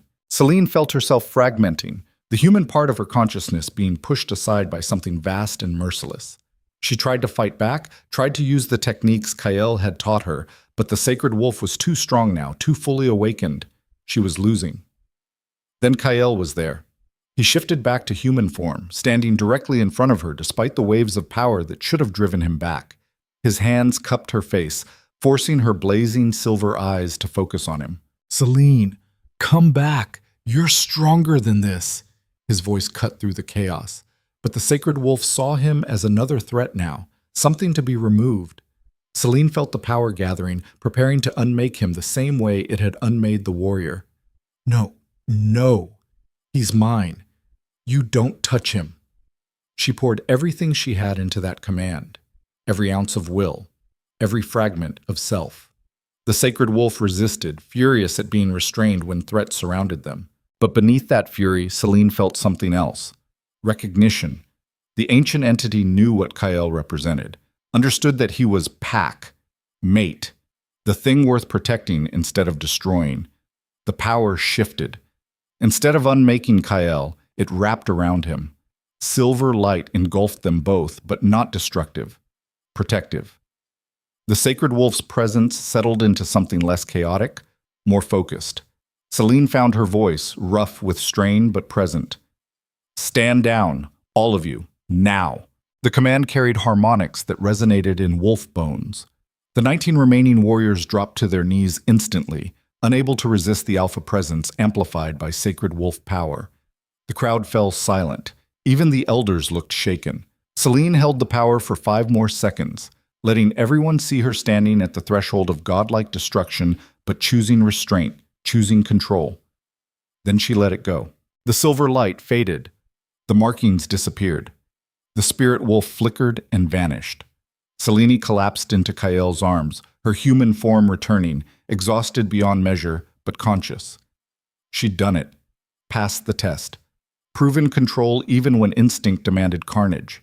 The sandglass above showed less than a minute remaining when Thane stood from his observation box. "The test is concluded. Luna Celine has demonstrated. Elder Thane's words cut off mid-sentence as arrows erupted from the crowd. Not ceremonial arrows, silver-tipped bolts fired from concealed crossbows, dozens of them, all aimed at one target. Celine. Kale threw himself over her, taking 3 bolts meant for her chest into his back instead. The silver burned through his armor, punching deep into muscle and lung. He gasped, blood spraying from his lips, and collapsed. Chaos consumed the arena. Warriors poured from hidden positions in the crowd, not warriors from any pack Celine recognized. Assassins. A coordinated assault that had been planned long before the test began. Celine cradled Kael's body, her hands coming away red with his blood. He was dying, the silver poison spreading through his system, stopping his ability to heal. She had seconds before it reached his heart. Around her, the arena had become a battlefield. Marcus was fighting, trying to reach them. The Elder's guards engaged the assassins. But the attackers were too many, too well coordinated. This was the real trap. Let her exhaust herself, proving control, then strike when she was vulnerable. Celine looked down at Kael, his eyes already glazing, life bleeding out onto the sand. Something inside her broke. Not broke? Shattered. Every restraint she'd built, every barrier she'd constructed, every carefully maintained control. Gone. The sacred wolf rose with a howl that split the sky. But this time, Celine didn't fight it, didn't try to restrain or channel or control. She surrendered to it completely, letting the ancient power flood through her without resistance. Elder Thane had been right. Control wasn't suppression, it was acceptance. The transformation was total. Celine's form shifted into something between human and wolf, an ancient deity. Silver fire consumed her, burning away everything except purpose. The massive spirit wolf behind her became solid, real, terrifying in its absolute power. She rose holding Kael's dying body, and when she spoke, it was with a voice that echoed across dimensions. "You hurt what's mine." The assassins closest to her tried to run, tried to flee the wrath they'd invoked. They didn't make it. Celine moved through them like judgment personified. Not fighting, executing, the sacred wolf's power unleashed without restraint or mercy. She didn't unmake them, she destroyed them. Ripped them apart with silver claws that existed half in physical reality and half in nightmare. Made their deaths spectacular and agonizing and final. The crowd screamed, warriors fled, even the elders looked terrified. But Celine didn't care about them. Didn't care about anything except the assassins who'd shot Kael and whoever had sent them. She found the leader trying to escape through a side tunnel, grabbed him by the throat and lifted him into the air with one hand, her silver eyes boring into his soul. "Who sent you?" The man gibbered in terror, words tumbling out incoherent. But Celine didn't need coherence. The sacred wolf could taste truth in blood, could read intention in fierce scent. She saw the conspiracy in his mind like watching a play. Saw who'd hired him, who'd planned this, who'd decided that the test was the perfect opportunity to eliminate both her and Kael in one strike. The truth made her vision go white with rage.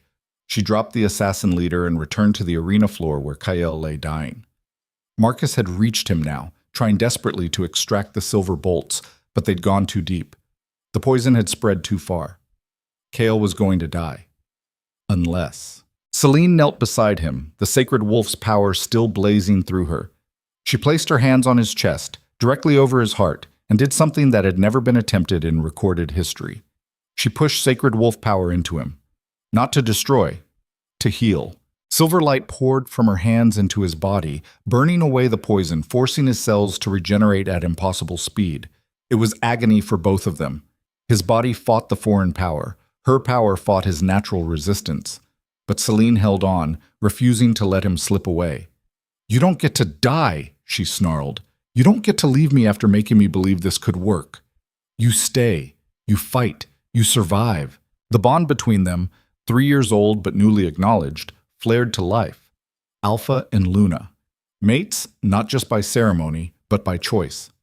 The sacred wolf recognized that bond and used it as a conduit, flooding Kael with enough power to counteract the poison. His eyes snapped open, blazing with silver light borrowed from her. He gasped, drawing breath into healed lungs, his hands coming up to grip her wrists. "Celine, I've got you." She was crying now, tears streaking through the blood on her face. "I've got you. Just breathe. The crowd watched in stunned silence as their Supreme Alpha rose from death, healed by the very power they'd been told to fear. Kale stood, still glowing faintly with residual sacred wolf energy, and looked at Celine with an expression that held wonder and fury in equal measure. Who did this? Celine's eyes shifted to the elder's box, to one specific elder who'd gone very still, whose face had drained of color. Elder Voss. Third seat. She could still see the conspiracy in his thoughts, taste his intention in the air. He'd orchestrated this, hired the assassins, planned the attack for maximum chaos, and he hadn't acted alone. Kale followed her gaze and understood immediately. His alpha presence exploded outward, amplified by the silver light still coursing through him. Guards, seize Elder Voss. Now! Voss tried to run, tried to shift and flee through the panicked crowd, but Marcus was faster, tackling him mid-transformation and dragging him back to the arena floor in chains. The other elders looked genuinely shocked. Either they hadn't known about Voss's plan, or they were excellent actors. Thane descended from the observation box, his ancient face carved in fury. Explain yourself, Voss. Now. Voss struggled against the chains, his expression twisted with fanatical certainty. I did what was necessary. She's an abomination. He's a fool for protecting her. Together, they'll destroy everything we've built. Better to eliminate them both now before they grow too powerful to stop. You attacked a sitting Supreme Alpha. Thane's voice could have cut steel. You violated every law we hold sacred. You... Enough! Kael's voice silenced even Thane. He stood at the center of the arena, still bleeding, still glowing with borrowed power, looking every inch the king who'd conquered a realm through will and violence. Voss. You're not the only one, are you? Who else? Voss laughed, bitter and broken. You think this is over? You think killing me stops anything? There are dozens of us. Hundreds. Wolves across the realm who understand what she represents. We won't let a sacred wolf rule. Won't let you drag us back to the age of extinction and chaos. Then you'll all die, Celine said quietly. The promise in her voice made even Voss fall silent. She stood beside Kael, no longer trying to hide what she was, no longer pretending the sacred wolf could be fully restrained. The power blazed across her skin in patterns that seemed to move with their own consciousness. This was who she'd become, not human, not quite wolf, something new, something terrifying. Kael turned to address the crowd, his voice carrying to every corner of the arena. You wanted proof. Proof that sacred wolves can coexist with our kind. Well, you just saw it. She saved my life using the power you demanded she suppress. She could have killed everyone here, could have burned this entire arena to ash. Instead, she chose precision, chose control even in grief and rage. He paused, letting that sink in. If there are others who share Voss's beliefs, if there are conspiracies still plotting against my Luna, let me make this absolutely clear. She is under my protection. Any attack against her is an attack against me. And I promise you, the consequences will make today's demonstration look merciful by comparison. The threat hung in the air, absolute and unquestionable. Thane stepped forward. The council will convene immediately to address Elder Voss's treason and investigate his claims of wider conspiracy. But Supreme Alpha, he looked at Kael with something like respect. You've proven your point. Your Luna has demonstrated both power and restraint under circumstances that would break most wolves. The council acknowledges her right to exist free of binding. The words should have felt like victory. Instead, they felt like the beginning of something far more dangerous. Because Voss was right about one thing. This wasn't over. There would be more attacks, more conspiracies, more wolves who looked at Celine and saw extinction instead of evolution. Kael took her hand, his fingers warm despite the blood still drying on them. We need to talk. Privately. They left the arena under heavy guard, walking through corridors that still echoed with screams and chaos. The test had become a massacre. The demonstration had become a declaration of war, and Celine had become something even she didn't fully understand yet. In Kael's private chambers, with the door sealed and guards posted outside, they finally allowed themselves to break. Celine collapsed into a chair, the last of the sacred wolf's power draining away and leaving her hollow. Kael paced, his healed body still remembering the feel of silver poisoning his veins. That was too close, he said finally. If you hadn't been able to heal me, but I did. Celine looked at her hands, still faintly glowing. I surrendered to the sacred wolf completely, let it consume me. And somehow, instead of losing myself, I found something new, control through acceptance instead of suppression. That's what Thane told you, wasn't it? Before the test. Celine nodded. I thought it was a trap, a way to make me reveal full power so they could justify killing me. But he was right. Fighting against the sacred wolf was killing me. Working with it. She trailed off, uncertain how to explain the shift that had occurred. Cale stopped pacing and knelt in front of her chair, his hands covering hers. You're different now, I can feel it. The bond between us changed when you healed me. I pushed sacred wolf power into you. Some of it stayed. You're marked now. Connected to what I am. His eyes still held traces of silver in their depths. Does that bother you? No. Should it bother you? Kyle smiled, sharp and dangerous. I just died and came back glowing like a moon spirit. I think we're past the point of bothering being relevant. Despite everything, Celine laughed. It was a broken, exhausted sound, but genuine. Then reality crashed back in. Voss had co-conspirators, other elders or high-ranking alphas who believed sacred wolves were too dangerous to exist. They'd tried to eliminate both her and Kyle in one coordinated strike. And they'd failed, which meant next time they'd come harder, smarter, more ruthless. We can't stay here, Celine said quietly. The capital isn't safe. Your own council has traitors. Your own guards might be compromised. So we root them out, hunt them down one by one until no one questions your right to exist. And how many will die in that purge? How much of your empire will burn while we chase shadows? Kael's jaw tightened. Then what do you suggest? Celine stood, moving to the window overlooking the capital. She could feel eyes on them even now. Wolves watching, waiting, judging whether their supreme alpha had grown too weak, too compromised by his connection to a sacred wolf. Power didn't protect them. It made them targets. We leave, she said, temporarily. Find where this conspiracy originates. Cut the head off before it can grow new bodies. You're talking about abandoning the throne. I'm talking about protecting what matters. Your life, our bond, the chance to build something new instead of constantly defending the old. Kyle was quiet for a long moment. Then, Marcus won't like it. Marcus will understand. This is strategy. Sometimes you have to retreat to find better ground. And the elders? Thane acknowledged my right to exist. That's a victory. But forcing the issue now, when half the realm wants me dead and the other half is terrified of me, that's suicide. We take time. Let them see that I'm not the monster Voss claimed. Then we come back stronger. It was sound strategy. Tactically brilliant, actually. It was also running. And Kyle Draven had spent his entire life refusing to run from anything. But looking at Celine, seeing the exhaustion in her eyes, and the weight she carried, he realized some things were worth running for. Worth protecting even at the cost of pride. All right, he said finally, we do it your way.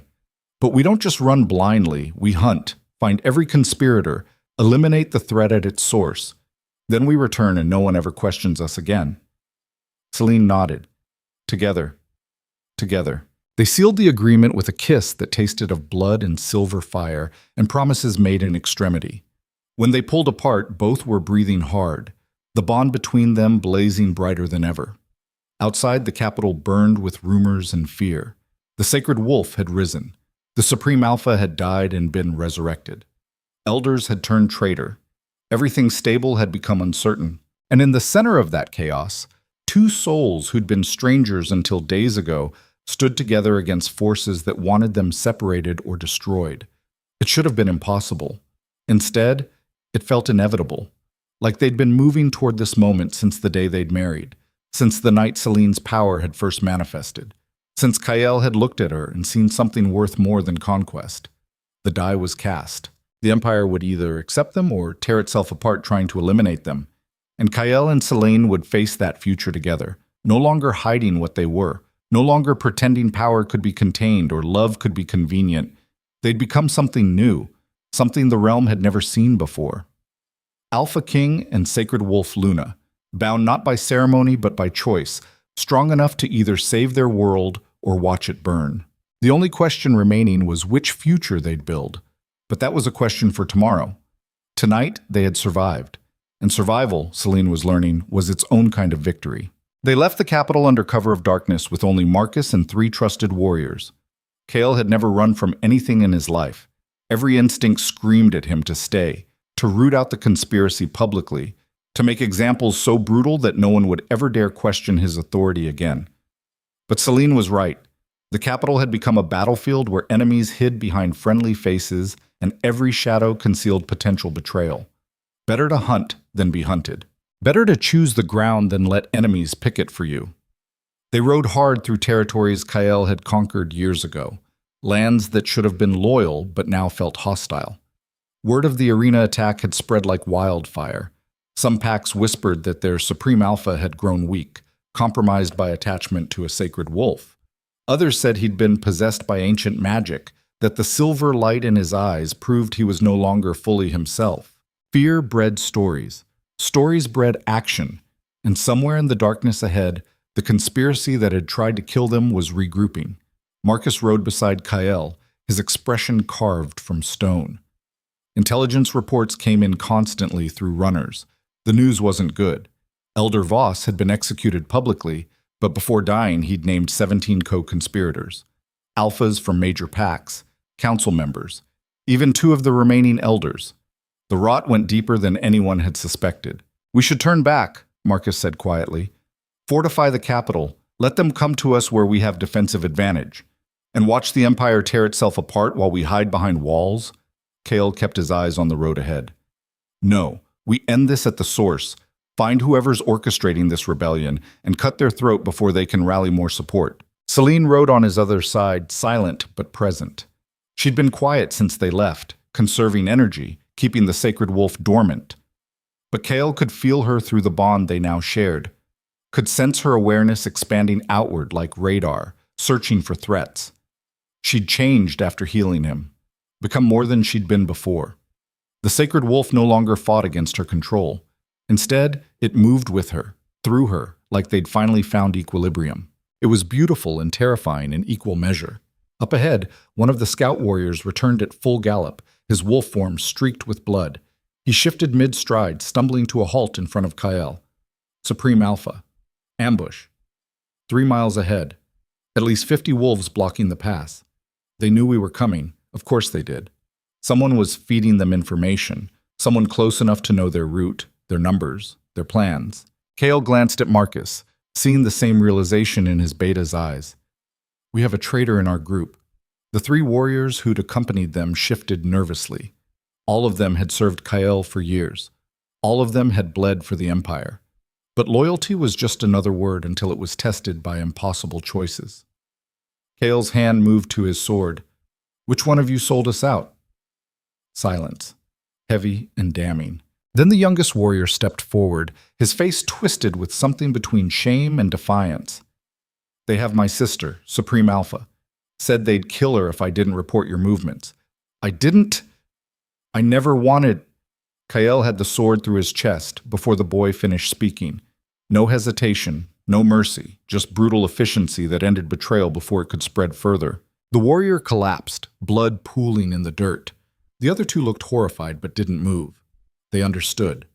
In war, sympathy was just another form of weakness. Kale pulled his blade free and turned to Marcus. "New plan. We don't avoid the ambush, we use it. Let them think they have the advantage, then show them what happens when you corner predators instead of prey." Marcus's grin was sharp as broken glass. "Now you're thinking like the king I remember." They prepared quickly. Celine would be the bait, riding openly into the ambush, while Kyle and the others circled through the forest to flank. The conspirators wanted her, wanted to prove the sacred wolf was too dangerous. They'd commit everything to taking her down, and walk directly into a slaughter. Celine listened to the plan without comment, then simply nodded. Practical. Ruthless. She'd learned those qualities watching Kyle operate, and now she wielded them as naturally as he did. Before they separated, Kyle caught her arm. "If this goes wrong—" "It won't," she interrupted. "I've spent my whole life being hunted. Tonight, I'm done running." The certainty in her voice made something in Kyle's chest tighten. She wasn't the ghost he'd married anymore, wasn't the woman who hid in shadows hoping to be forgotten. She'd become a force, and the world was about to learn what that meant. "Be careful anyway," he said. "Always." She pulled him close, kissing him hard and fast. "Don't make me have to resurrect you again. Once was exhausting enough. Deal." They split up. Kale and Marcus melted into the forest with predatory silence while Celine continued down the main road with the two remaining warriors flanking her. She looked small against the vast wilderness. Vulnerable. Exactly what the ambushers expected to see. But Kale could feel her through their bond, could sense the sacred wolf coiled beneath her skin like a weapon waiting to be drawn. She wasn't prey. She was the trap. The ambush came exactly where the scout had reported. The pass narrowed between two cliff faces, creating a natural bottleneck. 50 wolves emerged from concealment, surrounding Celine and her guards. They moved with military precision, veterans who knew how to kill efficiently. Their leader stepped forward, a massive alpha with scars crossing his face like a roadmap of violence. "Luna Celine, by order of the True Council, you're to be executed as a threat to the realm. Surrender now, and we'll make it quick." True Council. So the conspirators had given themselves a formal name, given themselves legitimacy in their own minds. That made them more dangerous. Zealots always were. Celine dismounted slowly, hands visible, appearing to comply. Her two warriors tensed but held position. "Who leads your True Council?" she asked. "Who decided I'm too dangerous to exist?" The scarred alpha smiled. "You'll meet them soon enough. In whatever hell sacred wolves go to when they die." Poetic. Wrong, but poetic. Celine's eyes shifted to solid silver. The ambushers had expected her to fight, expected some display of power they could overwhelm through numbers. What they got instead was annihilation. The sacred wolf erupted outward with a howl that shattered stone. Celine's form shifted, not into her normal wolf, but into something hybrid. Bipedal but covered in silver fur, claws like knives, eyes blazing with ancient fury. The massive spirit wolf manifested behind her, solid and real and utterly terrifying. She moved through the ambushers like a force of nature. Not fighting, executing. Each strike perfectly placed to kill instantly. No wasted motion, no hesitation, just brutal efficiency amplified by power that made the air crack with displaced energy. The scarred alpha tried to rally his forces, tried to coordinate a defense. Celine removed his head with one swipe before he finished shouting orders. Chaos consumed the pass. That's when Kael struck from the flanks. He and Marcus hit the ambushers from behind, their war forms massive and merciless. The two remaining warriors followed, turning the ambush into a massacre. 50 wolves had seemed overwhelming when surrounding one target. Against coordinated predators hitting from multiple angles, they became meat. Kyle fought with the precision of someone who'd spent his life in combat. Every strike was calculated, every kill necessary. But something was different now. The silver light that Celine had pushed into him blazed brighter with each enemy eliminated. He could feel her through their bond, feel her awareness guiding his movements, warning him of threats before they materialized. They'd become something unified, stronger together than separate. The few ambushers who tried to flee didn't make it far. The sacred wolf's spirit form could move faster than thought, appearing in front of runners and ending them before they comprehended death coming. In under 10 minutes, all 50 were dead. Kale shifted back to human form, breathing hard, covered in blood that wasn't his. Celine stood at the center of carnage looking untouched, the sacred wolf's power still blazing around her like an aura. Marcus was searching bodies, looking for intelligence. He found it on the scarred alpha's corpse. A letter, sealed with wax bearing an unfamiliar sigil. Kyle broke the seal and read quickly. His expression went dark. "What is it?" Celine asked. "Confirmation. The True Council isn't just elders and disgruntled alphas. They've been coordinating with the Blackwood Syndicate, the same mercenaries who attacked you during the ceremony. This is bigger than political conspiracy. It's a coordinated attempt to destabilize the entire realm." To what end? Kale kept reading, his jaw tightening with each line. "They want to return to the old ways, fractured pacts, territorial wars. They believe my united empire makes wolves soft. And they think sacred wolves are an extinction-level threat that justifies any action to eliminate. Fanatics, Marcus said. The worst kind. You can't reason with them, can't buy them off. You can only kill them until the message sinks in." "How many?" Celine asked. According to this, they've recruited representatives from 40 packs, maybe 2,000 warriors total, spread across the realm. And they're planning something big, something timed to the Blood Moon Gathering next week. The Blood Moon Gathering was the most sacred ceremony in werewolf culture. Every major alpha attended. It was supposed to be neutral ground, a time when old grudges were set aside and the realm came together. It was also the perfect opportunity for a coordinated strike. They're going to attack the gathering, Kale said. Kill every alpha loyal to me. Eliminate the leadership structure and throw the realm into chaos. Then in that chaos, they hunt down Celine and anyone who supports her right to exist. Ambitious plan. Suicidal, but ambitious. We have to warn the loyalists, Marcus said. Get word out before— No! Kael's voice cut like steel. We let them attack. The silence that followed was profound. Marcus stared at him. You want to use the Blood Moon Gathering as bait? Risk every loyal alpha we have? I want to draw the conspiracy into the open all at once. Right now they're scattered, hidden. We could spend years hunting them down one cell at a time. But if they commit everything to one strike, we can end this in a single night. And if we lose? Then we were going to lose anyway, just slower. Kale met Celine's eyes. What do you think? She studied him for a long moment, reading the calculation behind his strategy. You're gambling thousands of lives on our ability to stop a coordinated assault by fanatics who've been planning this for months. Yes. You're risking civil war if we fail. Yes. You're betting the entire future of the realm on one night. Kale moved closer, taking her hands. I'm betting on us. On what we've become. You've spent your life being hunted. I've spent mine conquering. Together, we're something new, something they can't predict or prepare for. So yes, I'm gambling. But I'm gambling on certainty. The faith in his voice was absolute, unshakable, the kind of conviction that either inspired loyalty or looked like madness from the outside. Celine felt the sacred wolf stir, reading Kael's intent, finding no deception. He believed in them, believed in her, believed that what they'd forged in blood and necessity was strong enough to withstand anything. It was terrifying how much she wanted to believe him. All right, she said finally, we do it your way, but we need help. 2 of us can't stop 2,000 warriors alone. We won't be alone. Kale turned to Marcus. Send word to every pack that's proven loyalty. Tell them to attend the Blood Moon Gathering as planned, but come ready for war. Hidden weapons, emergency plans. Make it look like ceremony, but prepare for battle. And the elders? Thane can be trusted, maybe one other. The rest are either compromised or too scared to act. We work around them. Work. Marcus nodded and began drafting messages. The 2 surviving warriors looked shaken, but determined. They'd just survived a massacre that should have killed them. That kind of experience either broke you or forged you into something harder. Kael pulled Celine aside while preparations continued. 1 week, that's all we have to prepare. Are you strong enough? Can you control the sacred wolf for an extended battle? Honestly? I don't know. She looked at her hands, still faintly glowing with residual power.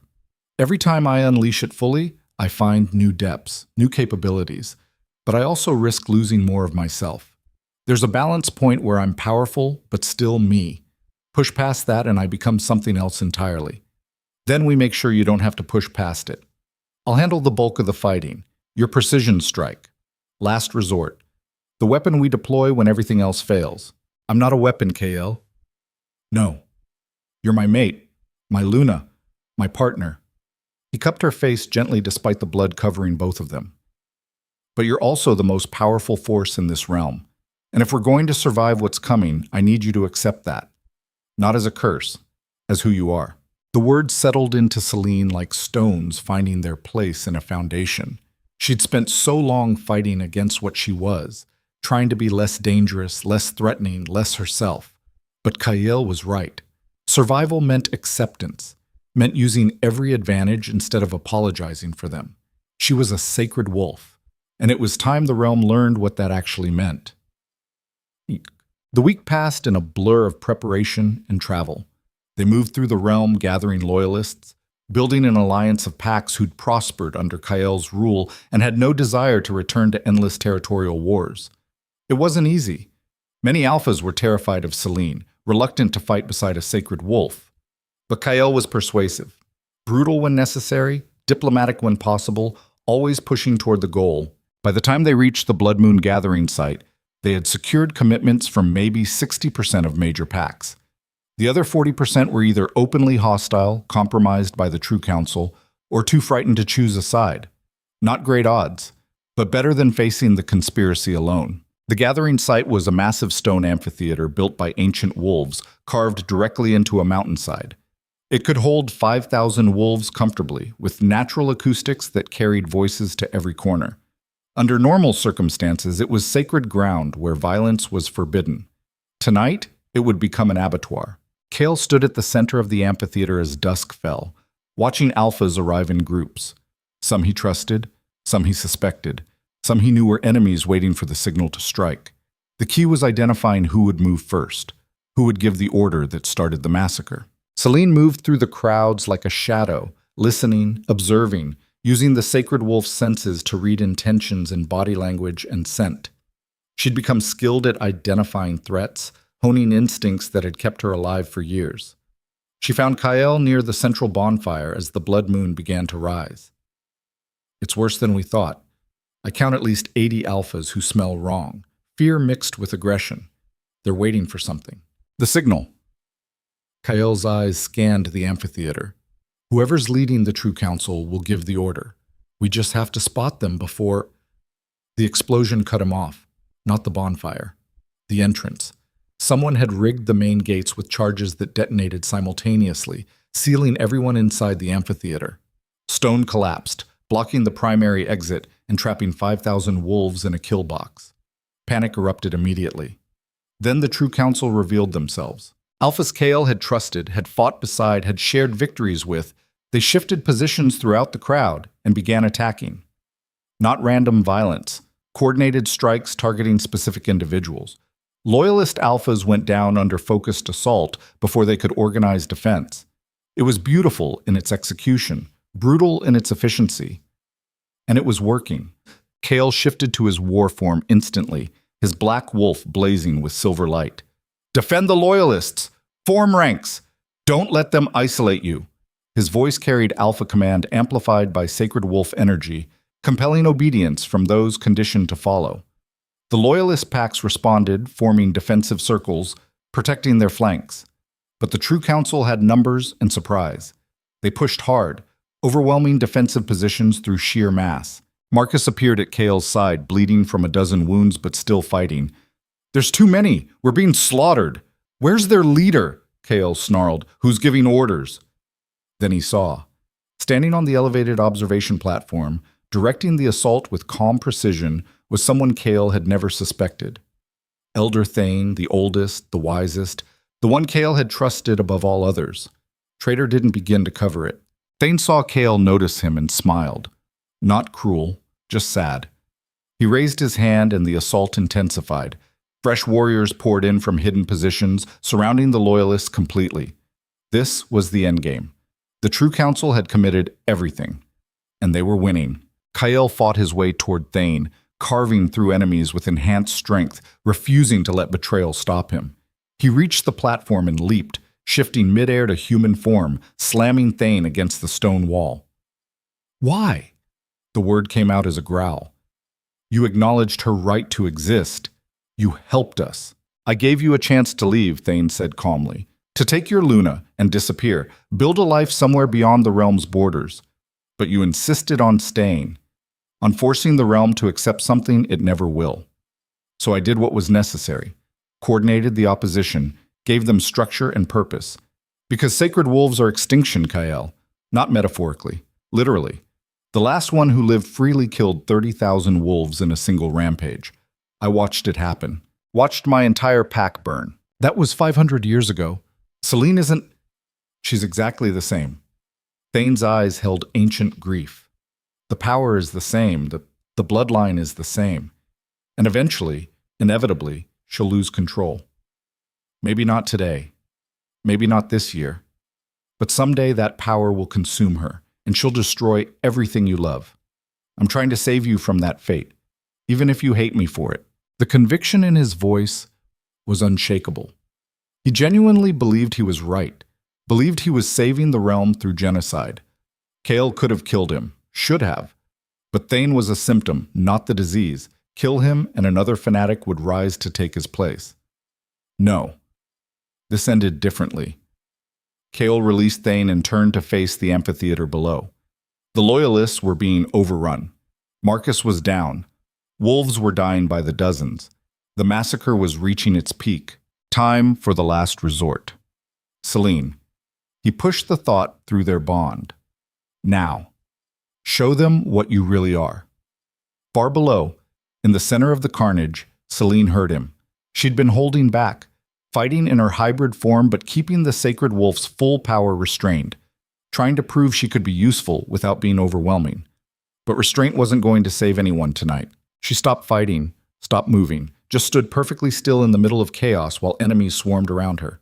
Then she surrendered to the sacred wolf completely. The transformation was cataclysmic. Silver light exploded outward in a dome that threw warriors back like ragdolls. Selene's form shifted into something that existed between physical reality and myth. The massive spirit wolf manifested behind her, but this time it didn't flicker or fade. It became solid. Real. A creature of pure power standing 50 feet tall, its eyes blazing with ancient intelligence. The fighting stopped.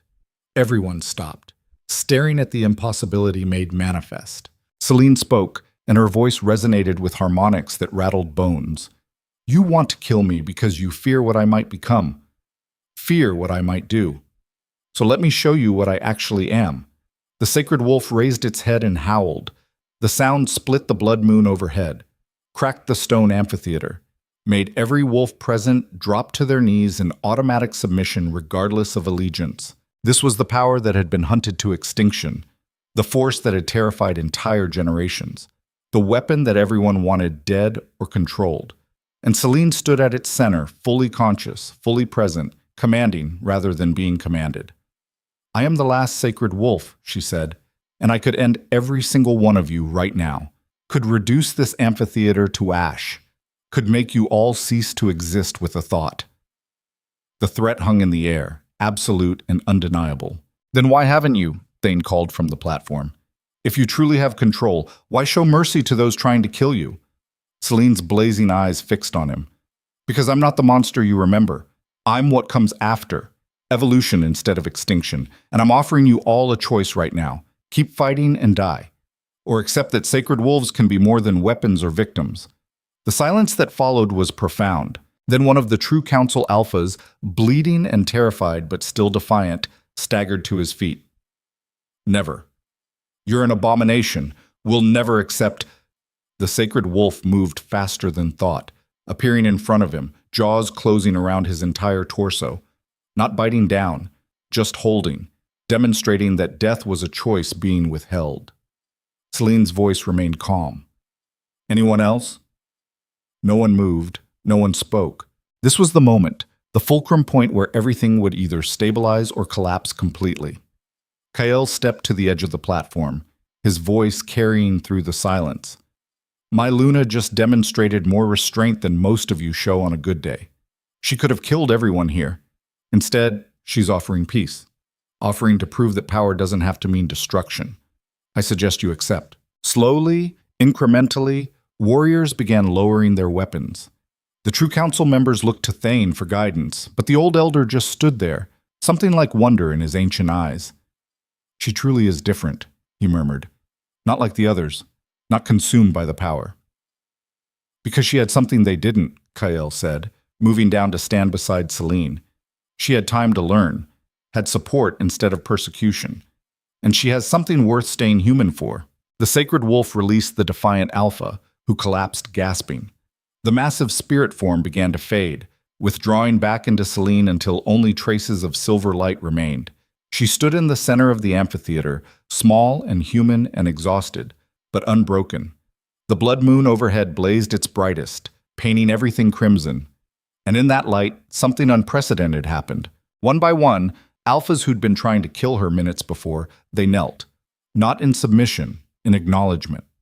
Recognizing that they'd just witnessed something that changed the fundamental rules of their world. Even some of the true council members knelt, their certainty shattered by proof that contradicted everything they'd believed. Thane descended from the platform slowly, each step carrying the weight of his centuries. He stopped in front of Celine and, with visible effort, lowered himself to one knee. "I was wrong," he said quietly. "I let old trauma blind me to new possibility. Your mother couldn't control the power because she was hunted from birth. But you've had time, had choices, had love, and it made all the difference." He looked up at Kyle. "Protect her, Supreme Alpha, not from others, from herself, because that power will always be tempting, will always whisper that overwhelming force is easier than careful control. She'll need someone to remind her that restraint is strength, not weakness." "I know," Kyle said. "That's why we're in this together." Thane nodded and rose. "The True Council is dissolved. Those who wish to continue fighting the Supreme Alpha's rule can do so through legal challenge, not assassination. This ends tonight." Not everyone agreed. Kale could see holdouts in the crowd, fanatics too committed to their beliefs to accept reality. They'd keep fighting, keep plotting, keep trying to eliminate what they couldn't control. But they were a minority now. And without the True Council's coordination, they'd be easy to hunt down. The immediate crisis was over. But standing there, covered in blood under a blood moon, watching thousands of wolves process what they'd just witnessed, Kyle realized something profound. This wasn't the end. It was the beginning. Because Celine had just demonstrated power that reshaped what was possible, had proven that sacred wolves could be allies instead of threats. And that changed everything about pack politics, territorial disputes, and the fundamental structure of werewolf society. Some would embrace that change. Others would fight it to their dying breath. And Kyle and Celine would spend the rest of their lives navigating that divide, together. The blood moon began to set, taking its crimson light with it. Dawn approached. A new day. A new era. Marcus limped over, barely standing, but grinning. "We won, brother. Against impossible odds, we actually won." "No," Kyle said quietly, pulling Celine close. "We survived. Winning comes next." Because now they had to rebuild, had to take an empire fractured by civil war and forge it into something new, had to prove that a sacred wolf Luna and her alpha king could rule justly despite having power that could destroy opposition. It was going to be brutal, it was going to be exhausting, and they were going to do it anyway. Because some things were worth fighting for, some bonds were worth dying for, and some futures were worth building even when the foundation was blood and ash. Celine leaned against Kyle, feeling his heartbeat against her cheek, steady and certain. "We're going to face this every day, aren't we? People questioning, people plotting, people terrified of what I am." "Probably." "Can we actually do this? Build something stable with everyone watching for me to lose control?" Kyle kissed the top of her head. "We already did. Tonight proved it. Everything else is just details." The confidence in his voice made her smile despite the exhaustion threatening to drag her under. They stood there as dawn broke over the amphitheater, two figures at the center of a transformed world, and waited for whatever came next. Above them, the last trace of the blood moon faded, and in the distance, barely audible, came the sound of howling. Not attack, not mourning. Recognition. Packs across the realm acknowledging what had happened here tonight, acknowledging that their world had changed, that sacred wolves had returned not as monsters, but as possibility. The sound built and built until it became a symphony of voices, thousands of wolves singing the old songs with new meaning. Kale and Celine listened, their bond blazing brighter than ever, and knew without words that they'd crossed a threshold. Whatever came next, they'd face it together. Whatever enemies rose, they'd defeat them together. Whatever future they built, they'd build it together. Because that was the real power. Not sacred wolf magic or alpha dominance, just two people choosing each other, again and again, regardless of cost. And in a world built on violence and fear, that choice was revolutionary.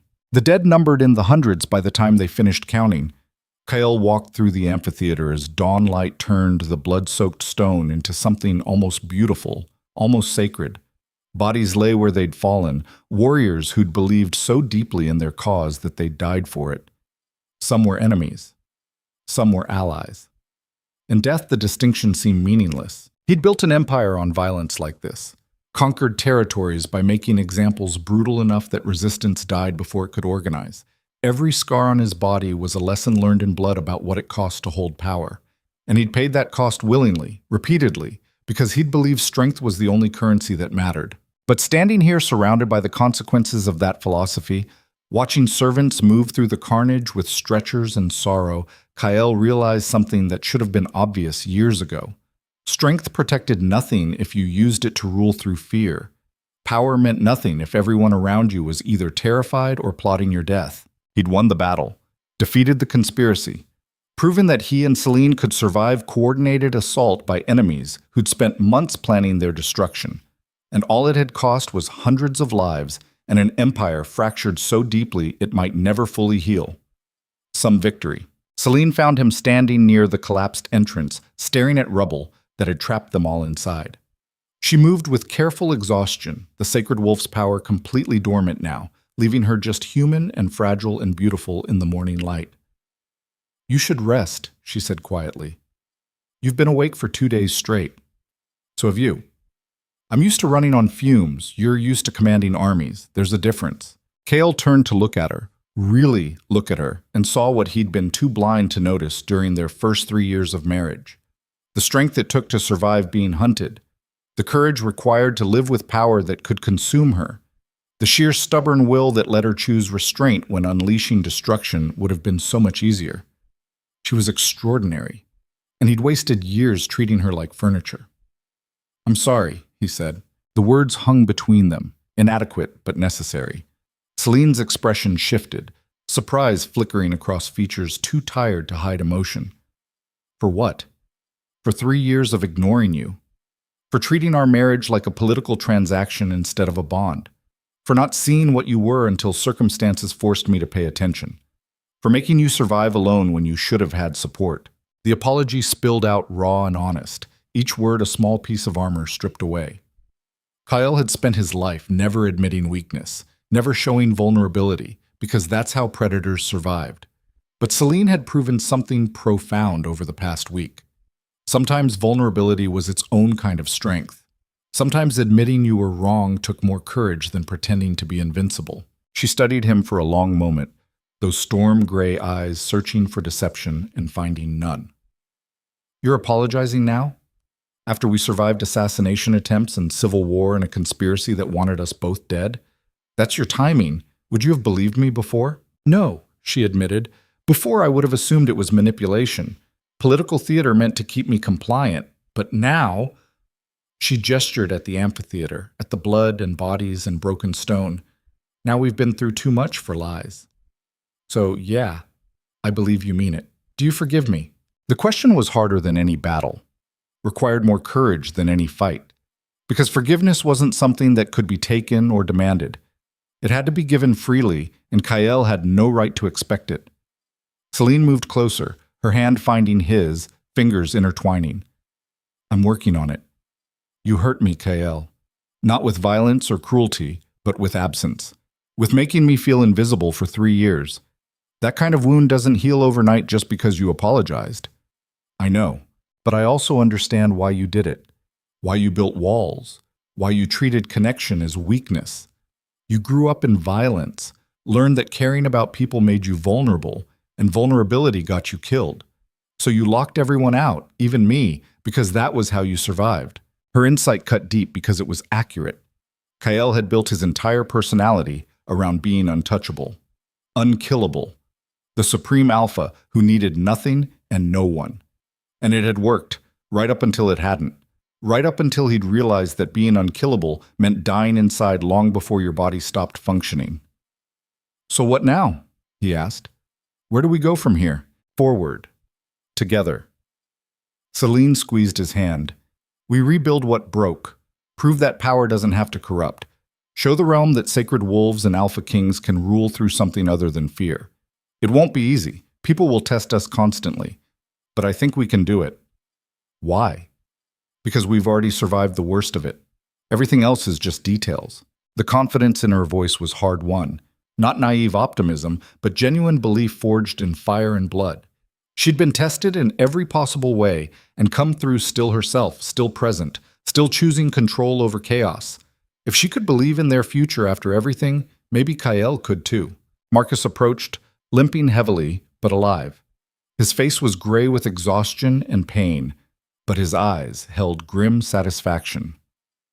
Final count is in. 173 dead. Maybe 300 wounded seriously enough to need extended healing. The True Council is broken. Most of their leadership is dead or surrendered. The holdouts fled during the chaos. How many holdouts? Maybe 50. Fanatics who'd rather die fighting than accept the new order. They'll go to ground, rebuild, try again in a few years. Standard insurgency pattern. Kael nodded. Put bounties on them. Make it clear that harboring True Council remnants is treason. But don't make them martyrs. Just eliminate them quietly as we find them. Marcus made notes. What about the elders? Thane acknowledged Luna Celine, but the other two who survived are refusing to confirm or deny their involvement in the conspiracy. Then they're guilty. Strip them of position and exile them beyond realm borders. Let them spend their remaining years somewhere that doesn't have to deal with their politics. Harsh, Marcus observed, but fair. Fair had nothing to do with it. Kael was just tired of playing games with people who thought centuries of age gave them the right to orchestrate massacres. The Elder Council as an institution was finished. He'd replace it with something more accountable, something that couldn't hide conspiracies behind tradition.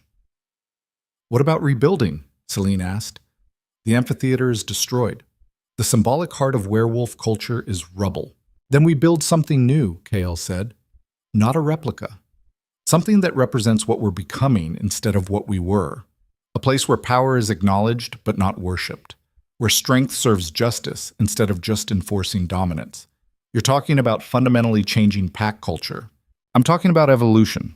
The old ways led here. To hundreds dead because fear of change is stronger than hope for something better. We either evolve or we keep repeating this cycle until there's nothing left worth fighting for. The vision in his words was ambitious. Probably impossible. But looking at Celine, seeing the silver traces still lingering in her eyes, Kael thought maybe impossible just meant no one had tried hard enough yet. Marcus cleared his throat. There's one more thing. The surviving alphas want to hold a formal ceremony. Acknowledge Luna Celine publicly. Make it official that sacred wolves are accepted as part of the realm's power structure. When? Tonight. Under the new moon. Symbolism about new beginnings and all that poetic garbage. Do it, Kael said. But make it clear this isn't about submission. It's about recognition. Celine isn't being granted permission to exist. She's being acknowledged as having always had that right. Marcus grinned. I'll make sure the messaging is clear.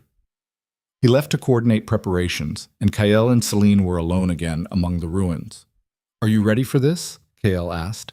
For being recognized publicly not as a threat to be managed, but as power with agency? No, Celine said honestly. I've spent my entire life hiding. Being visible feels dangerous, vulnerable, like painting a target on my back. You already have a target on your back. At least now you'll have support instead of fighting alone. Will I? Or will I just have more people watching for me to fail? More witnesses when I eventually lose control? The fear in her voice was real. Understandable. She'd proven control during crisis, but crisis was temporary. Living with sacred wolf power day after day, year after year, that was a different challenge. One with no clear endpoint or finish line. Kael pulled her close, his arms wrapping around her with a gentleness that felt foreign, but right. You won't lose control because you're not fighting alone anymore. Every time the sacred wolf pushes too hard, I'll be there to pull you back, just like you did for me when the silver poison should have killed me. We anchor each other. What if that's not enough? Then we deal with it together. But Celine, you need to stop preparing for inevitable failure. You've already proven you're different from the sacred wolves who came before. Stop comparing yourself to them and start defining what you actually are. The words settled into her like truth she'd been avoiding. All her life she'd been running from her mother's fate, terrified of becoming another cautionary tale about power and madness. But she wasn't her mother, wasn't defined by history or expectations. She was Celine, the last sacred wolf, Luna of the realm, mate to the Supreme Alpha. And it was time to stop apologizing for existing. All right, she said finally, tonight we do this properly. Show the realm what we've become, and then we start building something worth protecting. Kale kissed her forehead, a gesture of affection he would have mocked as weakness months ago. Now it felt like the most natural thing in the world. We already have something worth protecting. Everything else is just details. The ceremony was held in a clearing beyond the ruined amphitheater, under a sky full of stars and a new moon that promised beginnings. 5,000 wolves gathered, every major pack represented, not the joyful celebration that blood moon gatherings were supposed to be. This was somber, reverent, witnesses to history being written in real time. Kyle stood at the center wearing formal ceremonial armor, black steel etched with silver that caught starlight. Beside him, Celine wore robes of deep burgundy that made her look regal instead of invisible. Her hair was unbound, dark waves falling past her shoulders, and in her eyes, silver flickered just enough to remind everyone what she was. Elder Thane approached slowly, each step deliberate. He looked older tonight, centuries weighing visibly on shoulders that had carried too much for too long, but his voice was strong when he addressed the assembly. We gather under the new moon to acknowledge what should have been recognized long ago. That power in and of itself is not evil. That sacred wolves are not abominations to be destroyed, but forces to be understood. And that our Luna, Celine Vane, has proven through blood and courage that control is possible. He turned to Celine. You have demonstrated restraint when annihilation would have been easier. Chosen mercy when vengeance was justified. Protected those who sought your death. By these actions, you have earned not just acceptance, but respect. Thane knelt, ancient joints protesting, and bowed his head. On behalf of the Elder Council that was, and the new order that will be, I acknowledge your right to exist, to rule, to define your own path forward. One by one, the alphas present followed his lead, kneeling, bowing, some with genuine respect, some with residual fear, but all acknowledging the fundamental shift that had occurred. Celine stood perfectly still, tears tracking down her cheeks, as thousands of wolves who'd wanted her dead days ago now recognized her right to live. It was overwhelming, terrifying, beautiful. When the last alpha had knelt, Thane rose and addressed the assembly again. Let it be known across all territories. Sacred wolves are no longer hunted, no longer feared as extinction threats. They are acknowledged as part of our realm's power structure, subject to the same laws and protections as any other bloodline. The decree was simple, but it changed everything. Centuries of persecution, generations of hunting, an entire lineage nearly erased from existence, ended tonight. Thane stepped back, and Kale moved forward. His voice carried through the clearing, amplified by Alpha Command and sacred wolf energy working in harmony. You've acknowledged my Luna. Now acknowledge this. We're done with the old ways. Done with power maintained through terror. Done with strength measured only in how much you can destroy. Starting tonight, this realm operates differently. He paused, letting that declaration sink in. Pacts will maintain autonomy, but answer to centralized law. Disputes will be settled through arbitration before escalating to combat. And anyone who tries to return to territorial wars and endless bloodshed will answer to me personally. We evolve or we die. Those are the only options. Murmurs rippled through the crowd, some supportive, some skeptical. Change always met resistance, but no one challenged him directly. They'd seen what he and Celine could do together, seen what happened to those who thought conspiracy and coordination could overcome focused power. The message was clear. Adapt or be eliminated. Marcus stepped forward, carrying something wrapped in dark cloth. He unfolded it to reveal chains. Not the binding chains meant to suppress sacred wolf power. These were different, symbolic. Supreme Alpha, Marcus said formally. The old ways are ended, but power without responsibility is tyranny. Do you accept these chains as a reminder that even kings are bound by law? It was theater. Political symbolism meant to show that Kyle's rule wasn't absolute dictatorship, but it was also truth. Real power required real accountability. Kyle took the chains and fastened them around his wrists, lightweight silver that wouldn't actually restrain him, but carried weight anyway. I accept, he said, and I swear that my power serves the realm, not just my ambition, that my rule protects instead of just dominates, and that any wolf who believes I've broken this oath has the right to challenge me. The words were revolutionary. Alphas didn't give subordinates permission to challenge, didn't voluntarily limit their own authority. But Kael was tired of being the kind of king who ruled through fear alone, tired of looking over his shoulder constantly, wondering which ally would become tomorrow's assassin. Better to build legitimacy through justice than maintain control through terror.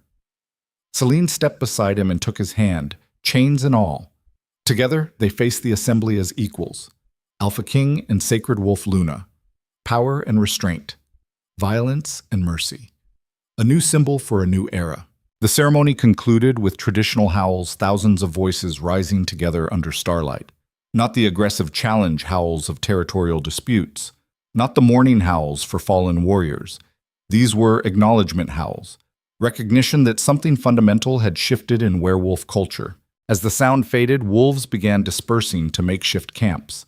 Tomorrow they'd return to their territories and begin the hard work of rebuilding. Tonight, they processed what they'd witnessed. Kyle and Celine walked through the clearing, accepting congratulations and condolences in equal measure. Some wolves approached with genuine warmth, others with barely concealed fear. A few with calculation, already thinking about how to exploit the new power structure. Politics never stopped, just adapted.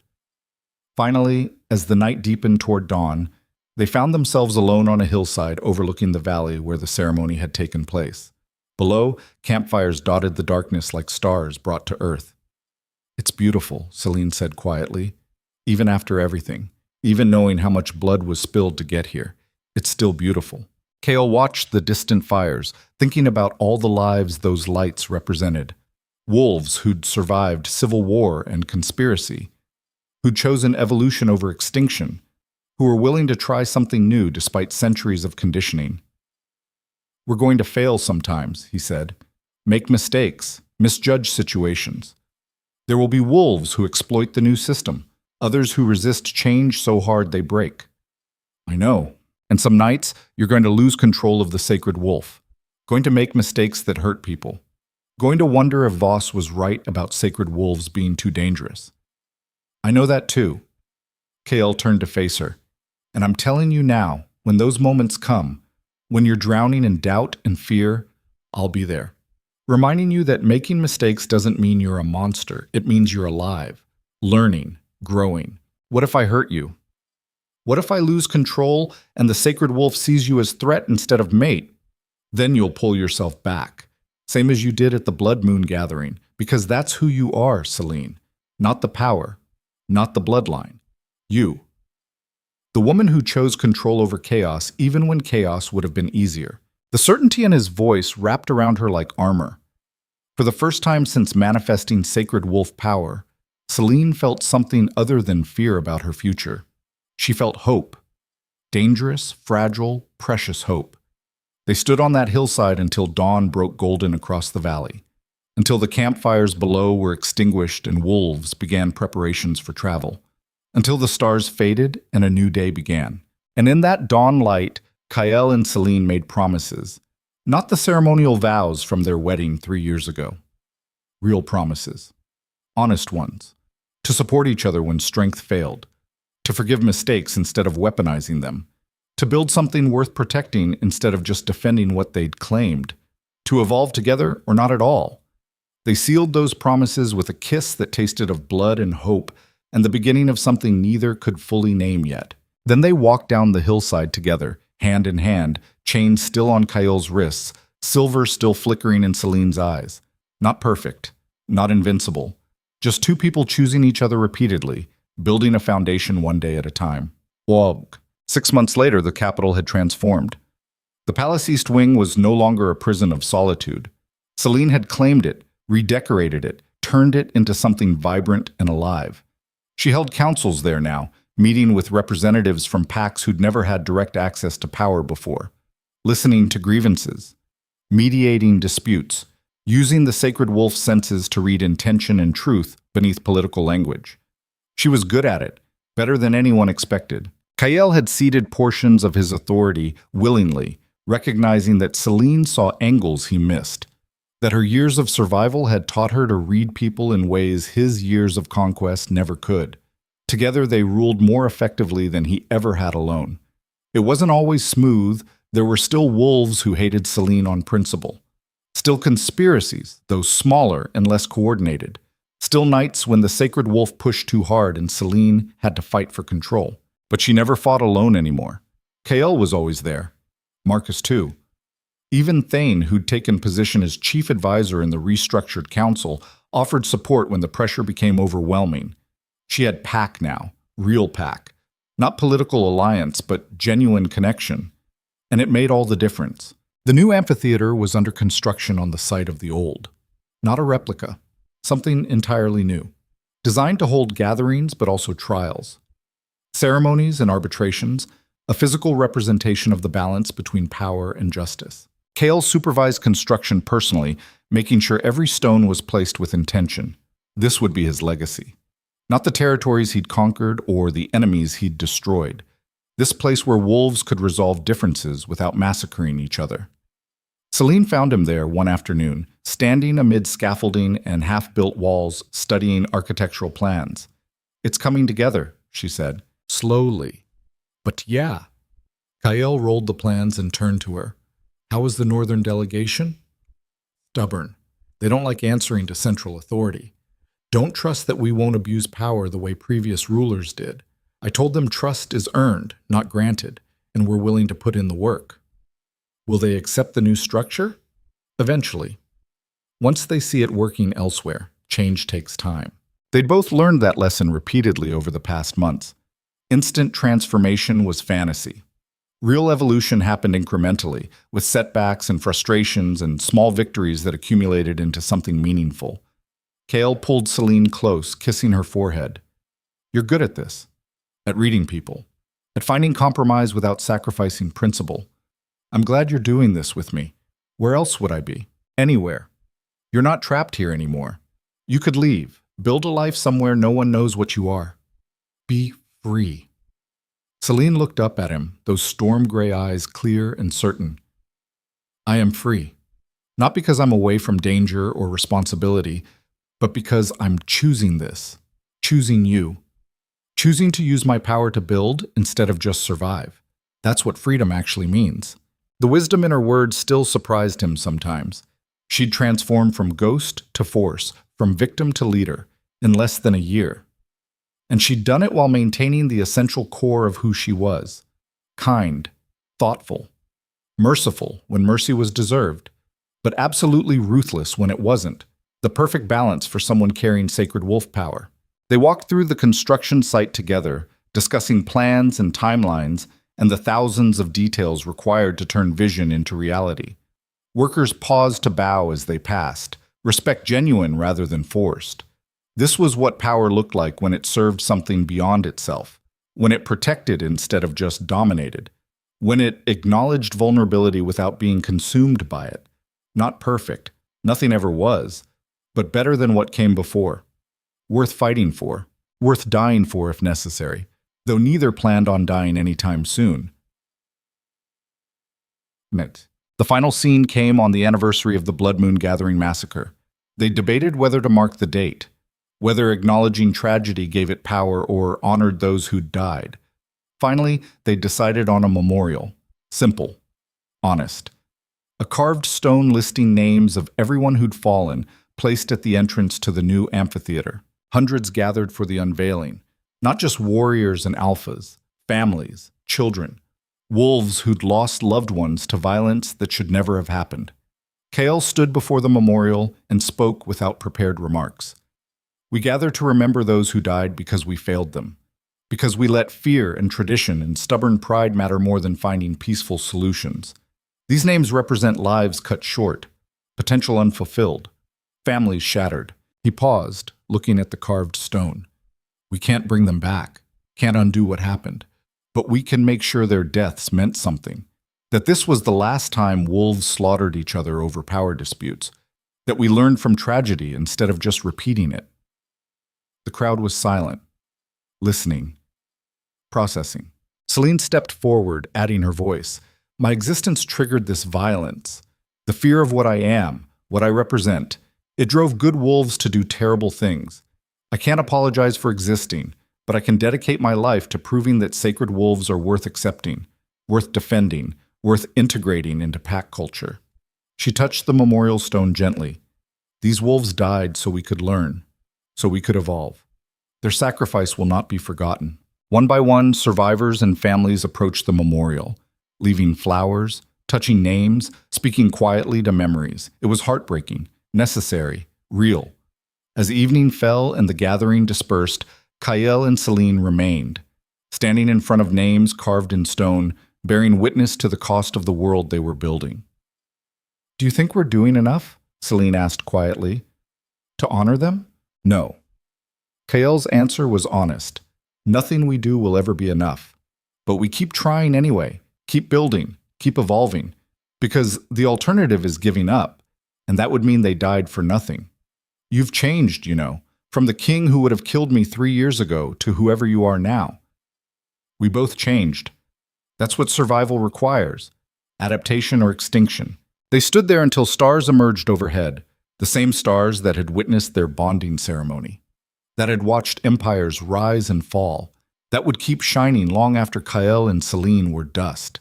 Perspective helped sometimes, remembering that individual lives were brief flames in cosmic darkness, that what mattered wasn't how long you burned, but what you illuminated while you did.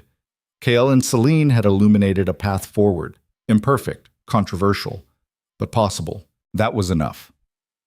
Finally, they walked away from the memorial through the partially constructed amphitheater, heading home to the palace that no longer felt like a cage. Tomorrow would bring new challenges, new crises, new wolves testing whether the changes were real or just performance. But tonight they had this: peace, partnership, purpose. The things that made survival worthwhile. They reached the palace as the moon rose full and silver overhead. Not the blood moon of massacre, just the regular moon that had watched over werewolf kind for millennia. Celine paused on the balcony where she'd once stood invisible and forgotten, looking out over a capital that had tried to kill her and now grudgingly accepted her. "I never imagined this," she said. "A year ago I was hiding, surviving, hoping no one would notice me long enough that I could just exist quietly until I died. And now? Now I'm building something that might outlast me, might change werewolf culture permanently, might prove that power doesn't have to corrupt if you're willing to be held accountable." She turned to face Kael, silver traces flickering in her eyes. "Thank you. For seeing me. For choosing me. For believing I could be more than what everyone feared." Kael pulled her close, breathing in her scent, feeling the bond between them pulse with shared energy. "Thank you for saving me from becoming the monster I was building toward. For proving that strength and mercy aren't opposites. For making me want to be better than I was." They stood together on that balcony under silver moonlight, two souls who'd found each other accidentally and chosen each other intentionally, and knew without words that whatever came next, they'd face it together. The empire spread below them, vast and complicated and still healing from wounds that went deeper than anyone wanted to admit. But it was healing. Slowly, imperfectly, with setbacks and struggles, but healing nonetheless. And at the center of that healing stood an alpha king who'd learned that conquest meant nothing without connection, and a sacred wolf Luna who'd discovered that power was worthless if you were too afraid to use it. Together they represented something new, something unprecedented, evolution in real time.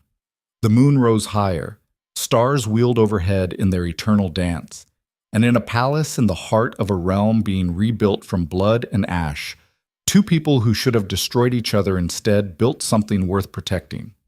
Not perfect love. Love was too small a word for what they'd forged. This was recognition, partnership, the kind of bond that transcended romance and became something fundamental to identity. They were each other's anchor, each other's strength, each other's reminder that survival meant more than just refusing to die. It meant choosing to live, fully, honestly, without apology. That was the real victory, not defeating enemies or crushing conspiracies or surviving assassination attempts. Just two people choosing each other again and again, building a life worth fighting for one day at a time. The end was just the beginning, and the beginning was theirs to define, together, always.